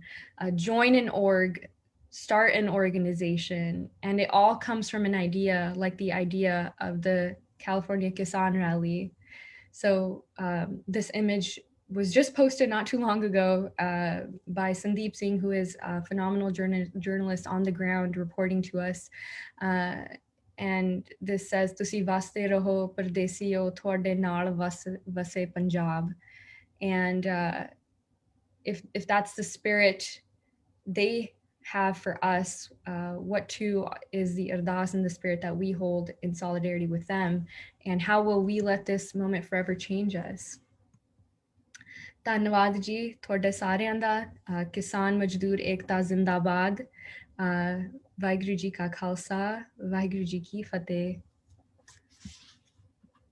Thank you, Manpreet, so much for your heartfelt, compassionate words towards, the community involvement here in the United States and how it links to our identities, back in India and beyond, and how we can be held responsible individually as well as at a community level.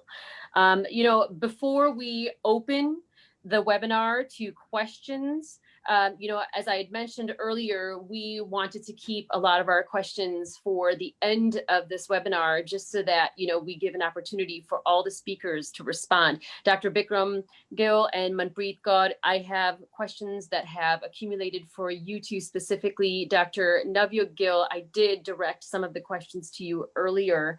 And before I open up the webinar to questions, I want to remind everyone that we will be staying on the topics that the speakers presented on. And we will also be being mindful of our time constraints. So before I move on to some of the some of the questions that were posed, Dr. Navyug Gill, we have one question that I wanted to pose to you left from when you were presenting.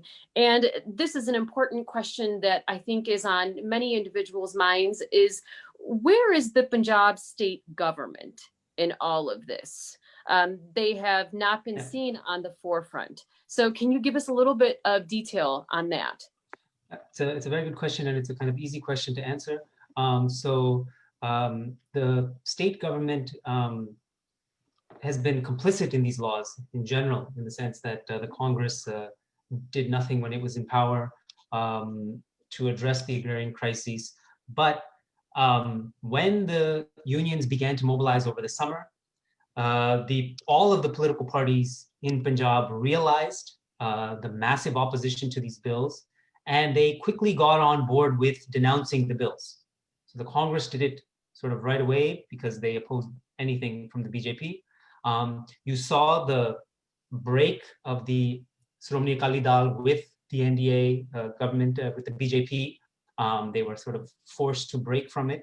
They actually endorsed the bills when they were first promulgated, but then had this sort of hasty sort of denial.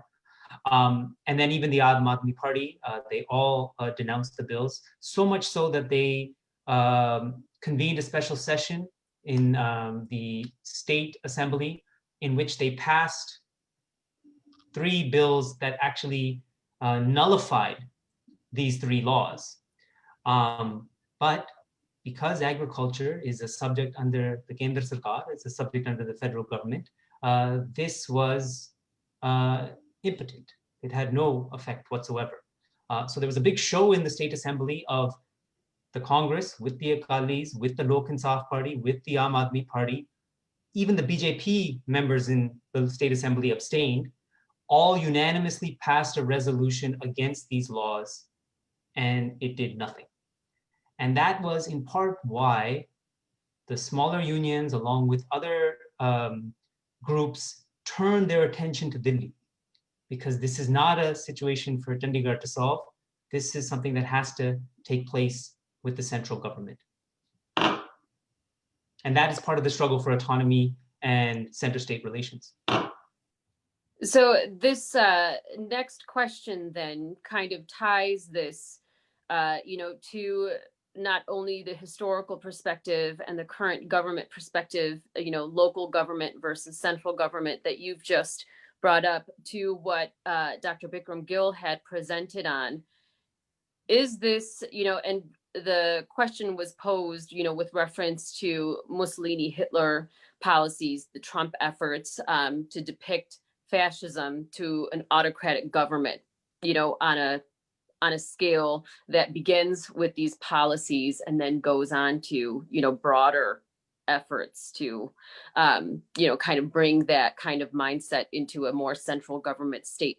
So this connects, as I bring it back, this connects to what you just answered, to what Dr. Bikram Gill was saying about the role that some of the national companies play in these policies. I know Dr. Bikram Gill, you mentioned Cargill, we discussed, Facebook. Someone had asked if Google is involved, but I want to bring the conversation to Reliance. What kind of influence? So Dr. Navyug Gill, you're saying that the state governments essentially were powerless in all of this. Therefore, the unions, turned their attention to the central government. What kind of role does, Reliance play, not only in agro corporate, interests, but also in maintaining or, the way the state government's power is kind of being diminished? I mean, I think this can also fall into this whole aspect of deregulating. So how powerful is Reliance in this right now, and how powerful will they be going forward? Yeah, maybe I think Bikram might have better insights into this sort of corporate nexus, but quickly, these are giant sort of conglomerates that have vast portfolios extending into all sorts of fields in India and the world. Agriculture is that one area where they've been trying to gain a foothold, because in the midst of this pandemic, especially in the recession that India is undergoing and will undergo next year, everybody will still need to eat, and this will still be buoyant. And so they really see an angle to make more profit here. And the ties between the Ambanis and Modi, sort of well-documented sort of corporate relationship. But Bikram, maybe you can elaborate on that. Sure. I mean, a couple of points briefly. I think, yeah, the kind of well-documented Ambani-Modi relationship. I think it's important to remember with the kind of draconian and authoritarian laws they attempted to pass or did pass around Kashmir last year, that Ambani, he gives this big press conference promising to usher in an era of development and prosperity, and was really welcoming the settler colonial kind of appropriation of Kashmiri land. So there is a deep entanglement between Ambani and the Modi BJP government. I think the question of the influence of capital and the expansionary thrusts of capital. So, in my talk, that's one thing I was trying to emphasize, is this is a long kind of historical structural process. So we need to center the farmers' protests, but need to be very clear the forces they are up against.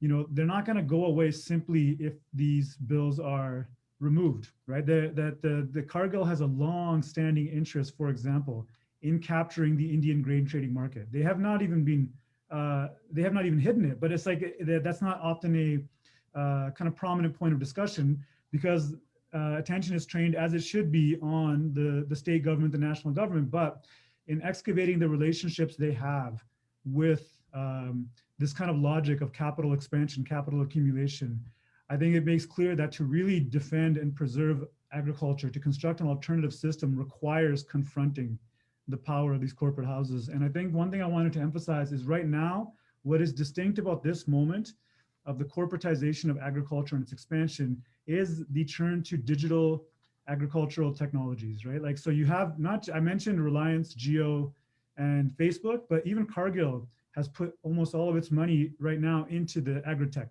right? And they're seeking, and this does not correspond with the Mundi system, right? They want to shift all buying and selling through these smart apps, kind of similar to what Uber was doing to maybe other parts of our community around taxi drivers, the impacts that had. So we're seeing this attempt to, and this is not, it's framed always as efficiency and productivity, that they're going to come in and more efficiently and productively organize these sectors. But what it actually is a classic case of appropriation, right? They're taking sectors that have been built up by farmers, by taxi drivers, whoever it is, who have built up the value of these industries, and they're simply going and grabbing that value and putting their hands into it. So I think, yeah, keeping an eye and excavating and further studying that relationship. And this speaks to the question, I think, that Harsha Panji was asking in the chat around the relationship, or the contradictory relationship between this kind of, on the one hand, hyper nationalism, Hindu nationalism, Hindutva fascism of the BJP, and yet how they are at the same time so committed to globalizing capital, right? That you have this kind of contradiction that I think it's important to name and highlight even more so.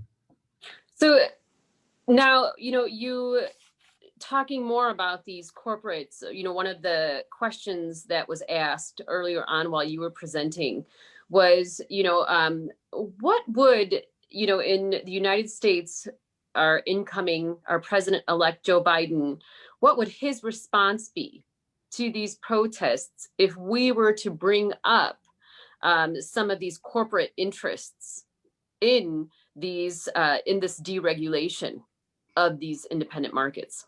So, I mean, I would think, like, this is where I think it's very clarifying. I think Navyug had mentioned the limits of the Democratic Party in a different context earlier, but I think, we have to keep in mind that it was the Clinton administration that's most aggressively kind of promoted in the 1990s, the neoliberalization of global South agriculture, right? So this is not something that the Democratic Party, as maybe at this historical moment, as appealing as it may look coming out of a Trump administration, has been at the forefront of promoting this kind of neoliberal agricultural globalization, right? And I couldn't imagine that a Biden administration would take a hard line on Cargill, right? Or that's the way that through which you're going to confront But I think maybe how I would approach that question is that thinking about Cargill and Facebook does provide, if there's a question of how do people in America, in the settler colonies, in the global north, right, beyond thinking about the really important points that Manpreet brought up around reflecting upon our own implication in other relations of power vis-a-vis migrant farm labor here in the United States, I think the Cargill question really presents an opportunity with which to engage concretely. And if we cannot, then we have to ask, well, why can't we? If we cannot contest the global reach and power of a company like Cargill, right, then that's a real limitation of our political kind of landscape and horizon. And that's an important question to ask. How does one start? Because if the farmers' protests are confronting global forces of power that are centered and supporting the current government, but then it needs to be contested on a global scale. Okay, so we have a global diaspora, we have global relations of solidarity. How do we concretely start to confront agribusiness powers like Cargill, which stays in the shadows so very often of coup d'etats across the global south, right? And so, yeah, I think not. Well, maybe, yeah. And you bring up an excellent point. And, when people are asking, how do we stay engaged here? How do we vote with our dollars when we are not there? And I think you have really just opened up, several avenues in which, people could use their dollars here or use their abilities here to protest some of the companies that would be backing some of this deregulation. This links to when you mentioned Facebook being a part of this. Manpreet, you had, talked about, how communities can mobilize and organize, and many times this mobilization is happening on these platforms, and, how do we utilize the very institutions or these very companies, that are feeding some of the issues? How do we utilize them to speak up and mobilize without giving them the support, making our grievances with them known? Thank you. As my colleague Jaspreet Kaur said, if we use it, that means someone works there. And I think simply put, how much are we contributing to these global virtual powers like a Facebook or an Instagram? And the slide, the photo that Sandeep Singh, the journalist down in Delhi took, that had the sign of someone saying Adani and Ambani is the new East India Company. What I really want us to do is be self-critical. I want us, are we capable of that same level of critique when that same analytical ability is not given to a community? How are we able to challenge those notions and go beyond it? And I think that's really my call to action is, what does our Kirtakamai look like? And there is a power in, yes, using the platforms to mobilize people, but it never ends at mobilization. And virtual engagement is not the only form of engagement that then successfully translates into an organized community. It has to be both. I mean, even throughout the farmer protests, we've seen a call to using hashtags and Twitter, but the organization was already done beforehand on the grounds. And so this should be supplemental in the way that it helps a certain movement, but it shouldn't by any means be the only way in which we engage and have meaningful kind of connections to folks. And so, I would say use it, don't work there though, simply put, because that becomes like ਉਹ ਫਿਰ ਆਪਣੇ ਸਿਰ ਤੇ ਆਉਂਦਾ ਵਾ ਕਿ ਵੀ ਆਪਣਾ ਕੀ ਹਿੱਸਾ ਸੀਗਾ ਤੇ ਆਪਣਾ there's a plethora of things you can do, sevas to fulfill, and if you're wondering what they are, just shoot me an email. We've got a ton of work to do. All right, so now we've got some more questions coming in, and I encourage everyone to continue using the Q&A box and the chat box, but we have 3 specific questions, one for each one of our speakers. Dr. Navyug Gill, can you speak more about the specific demands of Dalit organizations that are pushing for caste annihilation and the reorganization of caste hierarchies in the socio-economic structure of farming in Punjab? Yeah, that's a very powerful question. I think Harshapanji asked it, if I saw it earlier. It's a very difficult question. It's quite broad, but I can try to kind of point to some productive directions. There's lots of initiative on the ground in terms of addressing caste hierarchy in different facets of life, whether it's the caste-based gurdwara, whether it's forms of discrimination and exclusion, whether it's wages and even land holdings. One specific thing that I think is worth all of us paying attention to is the Zameen Prapati Sangharsh Committee, which is a organization based in Malwa, and one of its aims is to get Dalits 1/3 of village common lands. Get them access and ownership to 1/3 of Shamlat lands. This is a statute that is actually on the books in law, but it has rarely been enacted. And the reason it hasn't been enacted is because predominantly Jat landowners don't want Dalits to have access to their own lands to cultivate, because if they do cultivate their own lands, they won't work for low wages as laborers on the lands of Jats. It is a direct sort of conflict, and it's been happening in Malwa for a very long time. Now, we should be clear that the Zameen Prapati Sangharsh Committee is made up of Dalits, and there are Jats that support them. And the Kisan unions, which are largely led by Jats, support and have built relationships with the Zameen Prapati Sangharsh Committee. And the people that are opposed to them are, like I said, Jat landlords. So that is a kind of direct tension sort of in the community. We all know that there are conservative, narrow-minded, reactionary sect, and there are thoughtful, creative, radical, revolutionary sect, right? That spectrum exists in every community. And so this is the one that is in ours. The Zameen Prapati Sangharsh Committee has supported these protests, have sent their members to the front lines, and are working with the Kisan unions in this struggle, because, as I said, neoliberal Hindutva is a direct threat to them as well. And in forging those ties with the Kisan unions, and actually there on the ground at the blockades, you can imagine that there's a spirit of camaraderie. You're sitting together all day, you're cooking meals together, you're sleeping together, you're listening to speeches, and you're confronting the police. And I don't think we can kind of overstate the power of what that commonality means. And that's why I say that after engaging in something like that, when you go back to your village, you can imagine that the Kisan unions are going to be much more stronger. The Dalit Mazdoor unions are going to be more empowered.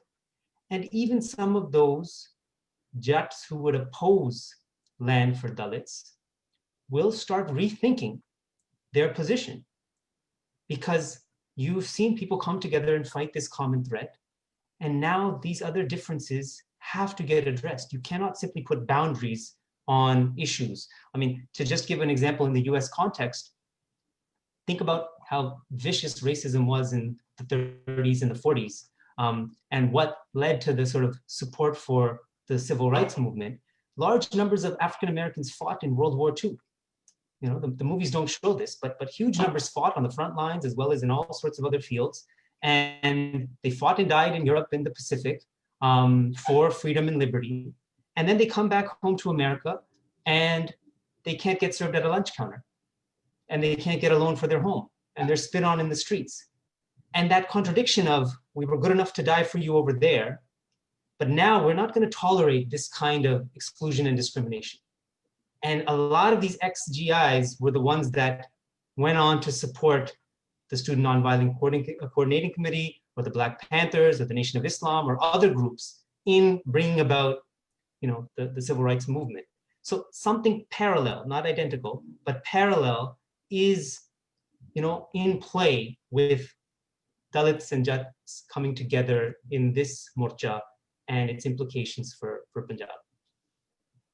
Excellent. Sorry, I should just say it will not eliminate the conflict, but if there is something to be hopeful for, it is things like this. Excellent. Thank you, Dr. Navyug Gill. Dr. Bikram Gill, we have another question directly for you. Can you speak more about the connections between Hindutva fascism and global capitalism and the seeming contradiction between Hindutva as a nationalist force and yet its global relationship to capitalism like cargo, etc.? Yes, I'm happy to do so. I think I kind of addressed it earlier. You did. Yeah, in the discussion as well. So I just want to briefly take the opportunity to further maybe answer the question that was directed to Dr. Navyug Gill. Just briefly, I think it's important to recall or censure the fact that the caste kind of oppression, caste contradictions, caste struggles in Punjab, and gendered ones as well, they're not separate from. It's not like you have, here is the capital farmer conflict and here's caste here. Like if you look at, and I know Navyug, your historical work is actually really central to this, right? Thinking about how in the 19th century, how did Jats end up with all the farmland in Punjab? Like we need to ask this question. I know your research does that really well, right? We need to denaturalize this fact that it wasn't just by nature that Jats ended up with the land and that you have Dalits who are dispossessed from land. The 19th century colonial capitalist period is not a modern period separate from a tradition of caste, right? Like these things went hand in hand, and the consolidation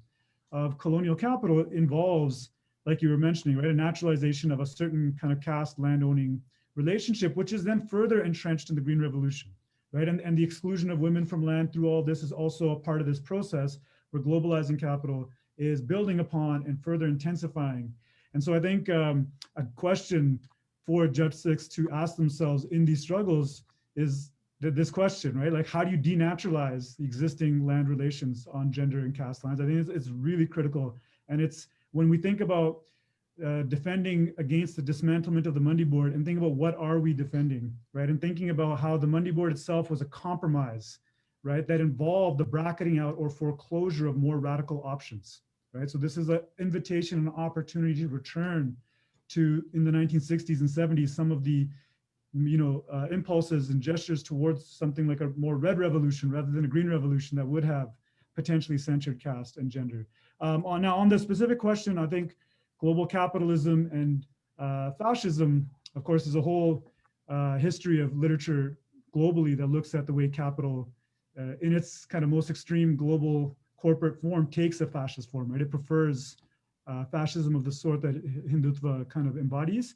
But I would point towards scholarship that came up in the 1990s, by two of my own teachers, Dr. Ananya Mukherjee and Dr. Radhika Desai, who wrote books on how the rise of Hindutva was tied to India's globalizing and opening up to global capital. So I wouldn't have more to say at this point than what I've already said, just to reemphasize again, that's a really important contradiction that can be used to expose the BJP and its pretenses of nationalism, right? Thank you, Dr. Bikram Gill, for elaborating on that.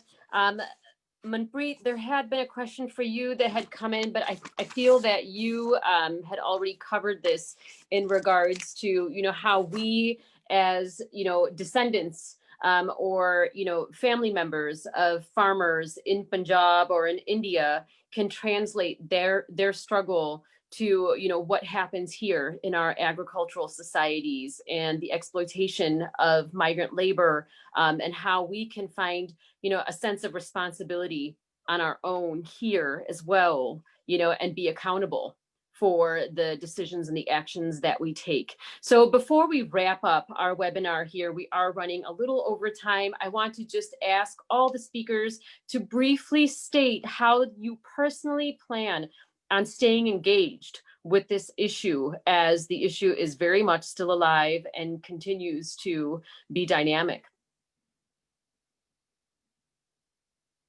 We can begin with Dr. Navyug Gill. Sorry, Manpreet, did you want to answer that last little bit though? I might have misheard. I can quickly add to it. Thank you, Harsha, Benji, for asking this question. You know, the Jakara movement was heavily involved with just in the Census 2020 campaign. And I want to share a quick story as I also keep it anonymous in terms of the different circumstances of our community that we encountered.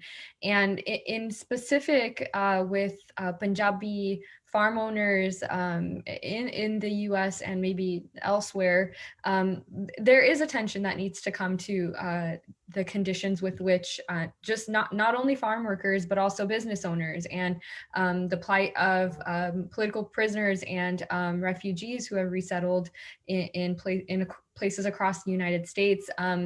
You know, we were given the large responsibility of counting the Sikh community, Punjabi community here in California, and so many times we encountered folks who didn't have an address because they were living on the land that they tilled, and they worked for Punjabi landowners or farm owners, and this happened more than once. And it was much like Punjab, where they're just living in like a hutty in the back, and these are real conditions of our community and communities beyond our own who are our neighbors and who we live amongst. And so I think in terms of our diasporic responsibility with not only being engaged with what's happening with Sikhs in Punjab, as well as those globally. I mean, let's talk about Italy. Let's talk about the plight of Punjabi farm workers in Italy as well. So there is attention needed everywhere. And it starts with us having a knowledge base to even begin these conversations. And then we begin to start deconstructing notions of caste. And we've done that at conferences in the past, and with smaller webinars that we've done. These are ongoing conversations, and I ask that folks engage and join in on these conversations and learn the plight of those who are of lesser privilege than many of us on this call. Excellent. Dr. Navyug or Dr. Bikram Gill, would you like to add that? Is this the wrap up? Or are we just going to say our final thoughts, Navraaz? What did you think? Absolutely. Oh, okay. So we are, sort of over time. Look, I mean, I think I've said a lot. I want to maybe just say, I've seen so many really brilliant questions as I've been trying to kind of scroll through. And in some ways, the questions are more interesting than the answers we give. But I think what all of those questions actually demonstrate is there's a deep desire in our community to engage in this issue. Right? We've just touched the kind of surface of it. And there's so many people that want to get involved, want to think and act on this issue. So I take solace from that. I think it's one of those moments like ਜੇ ਆਪਾਂ ਹੁਣ ਕਹ ਲਓ ਪੰਜਾਬੀ ਚ ਗੱਲ ਕਰਦੇ ਆਂ ਵੀ ਜੇ ਤੁਸੀਂ ਆਪਣੇ ਆਪ ਨੂੰ ਸੂਰਮੇ ਬਹਾਦਰ ਸ਼ੇਰ ਕਹਾਉਂਦੇ ਆ ਹੁਣ ਸਮਾਂ ਦੱਸੂਗਾ ਹੁਣ ਕੁਝ ਕਰਨਾ ਪੈਣਾ ਰਾਈਟ ਜੇ ਹੁਣ ਤੁਸੀਂ ਚੁੱਪ ਬੈਠੇ ਰਹੇ ਫਿਰ ਇਹੋ ਜਿਹੀ ਕਰੋ ਫੜਾ ਮਾਰਨ ਦਾ ਕੋਈ ਮਤਲਬ ਨਹੀਂ ਇਸ ਤੋਂ ਬਾਅਦ right if any like you and me if we're kind of exhausted with the kind of machismo and superficiality that has been the staple of cultural production for so long, now is the moment to do something that is actually worthy of struggle and sacrifice and strength. And I think this webinar is a small step in that direction, and history will see what we do with it. Dr. Bikram Gill? Yeah, I think, it's hard to answer the question because I learned so much from the questions that were asked from Manpreet and Navyug Bhai's presentations, and I'm just thinking a lot about it. But one thing that I think in terms of going forward that this has really provoked for me, the discussion, reading by your recent article in Al Jazeera, and just thinking about the question of political form and political content, right? And what it means, how it reflects back on us here in the US. So like what I was suggesting while thinking about this question, if this is a global struggle that is in fact confronting peasants and farmers across the global south in many ways, right? Like there is no post-agricultural future that global capitalism can offer. There is no jobs that people are going to step into. So it's global, but how do we conduct this on a global scale? Well, we're sitting in the heart of empire right here, right? And Cargill is just one. I don't want to keep like harping on Cargill, but a lot of the forces propelling agricultural globalization have been located here. So what I was suggesting and thinking about how we confront something like this, can we actually offer solidarity, or can the farmers protest, how far can they succeed without actually also confronting the power of states like the United States and the role they play in global agriculture? What would it take? Does it mean actually thinking about how the farmers in political form, as by your article pointed out, they embody and shut down Delhi. They don't go through the ballot box, right? They're introducing a new politics, a disruptive politics that is absent here. You know, our politics often always end up in a consumerism. What can we do as consumers? That's kind of the end point of so many food struggles in the United States is farmers markets is where you end up, right? Or you end up with some sort of consumer choice, but this is showing the power of collective struggle, of solidarity, of embodied struggle. And like, I like the way the different speakers put it, right? Like something's happening on the ground. There's something generative on the ground happening there. And so when we think about how much our politics fail here, how consistently governments are overthrown, wars are waged, corporate sectors situate themselves here and go and interfere, what would it take to contest that? Do we need to start thinking about a political form of the sort that the farmers' protests have introduced to our historical era in India? So I think that, yeah, that's where I would kind of end with. Well, once again, I want to sincerely thank all of our speakers today. Manpreet Kaur, Dr. Navyug Gill, Dr. Bikram Gill, thank you so much for joining us in this webinar that has been extremely helpful in explaining and providing context to the current struggles that the farmers are facing during these historic protests. And before I hand it back to Kiran Kaur from SALDEF, I want to thank everyone for participating in this webinar today, all the audience members, those that asked questions, those that leave with questions. Always know that we will be providing information where you can access the speakers from today and continue to have these discussions and these dialogues. So before I leave, I would like to say in these unprecedented times, stay safe, stay well, stay informed, and stay engaged. Thank you. Thank you. Vaheguru Ji Ki Fateh. Vaheguru Ji Ka Khalsa, Vaheguru Ji Ki Fateh. I also want to thank all the panelists, Dr. Navyug Gill, Dr. Bikram Gill, Manpreet Kaur, and of course our excellent moderator, Navraaz Kaur Basati. Thank you so much. Again, this webinar came together in pretty short notice, and you know, all of your availability, your willingness to accommodate, and your expertise that you shared with us today is just really helpful, and I think helps all of us better understand this issue. So I think we learned a lot of information here today. I do want to just share some additional resources. We will also be sending this out via email. We will be sending out a recording of this webinar via email. It's also available, going to be available on the SALDEF Facebook page, as well as a list of resources, but they're here just for your information. We certainly encourage you to research more on this topic, educate yourselves, because obviously the more we know, the better advocates we can be. So with that, I'm just going to, again, thank everybody for your time today, and thank you all of you, the listeners, for your interest in this topic and your time. Vaheguru Ji Ka Khalsa, Vaheguru Ji Ki Fateh.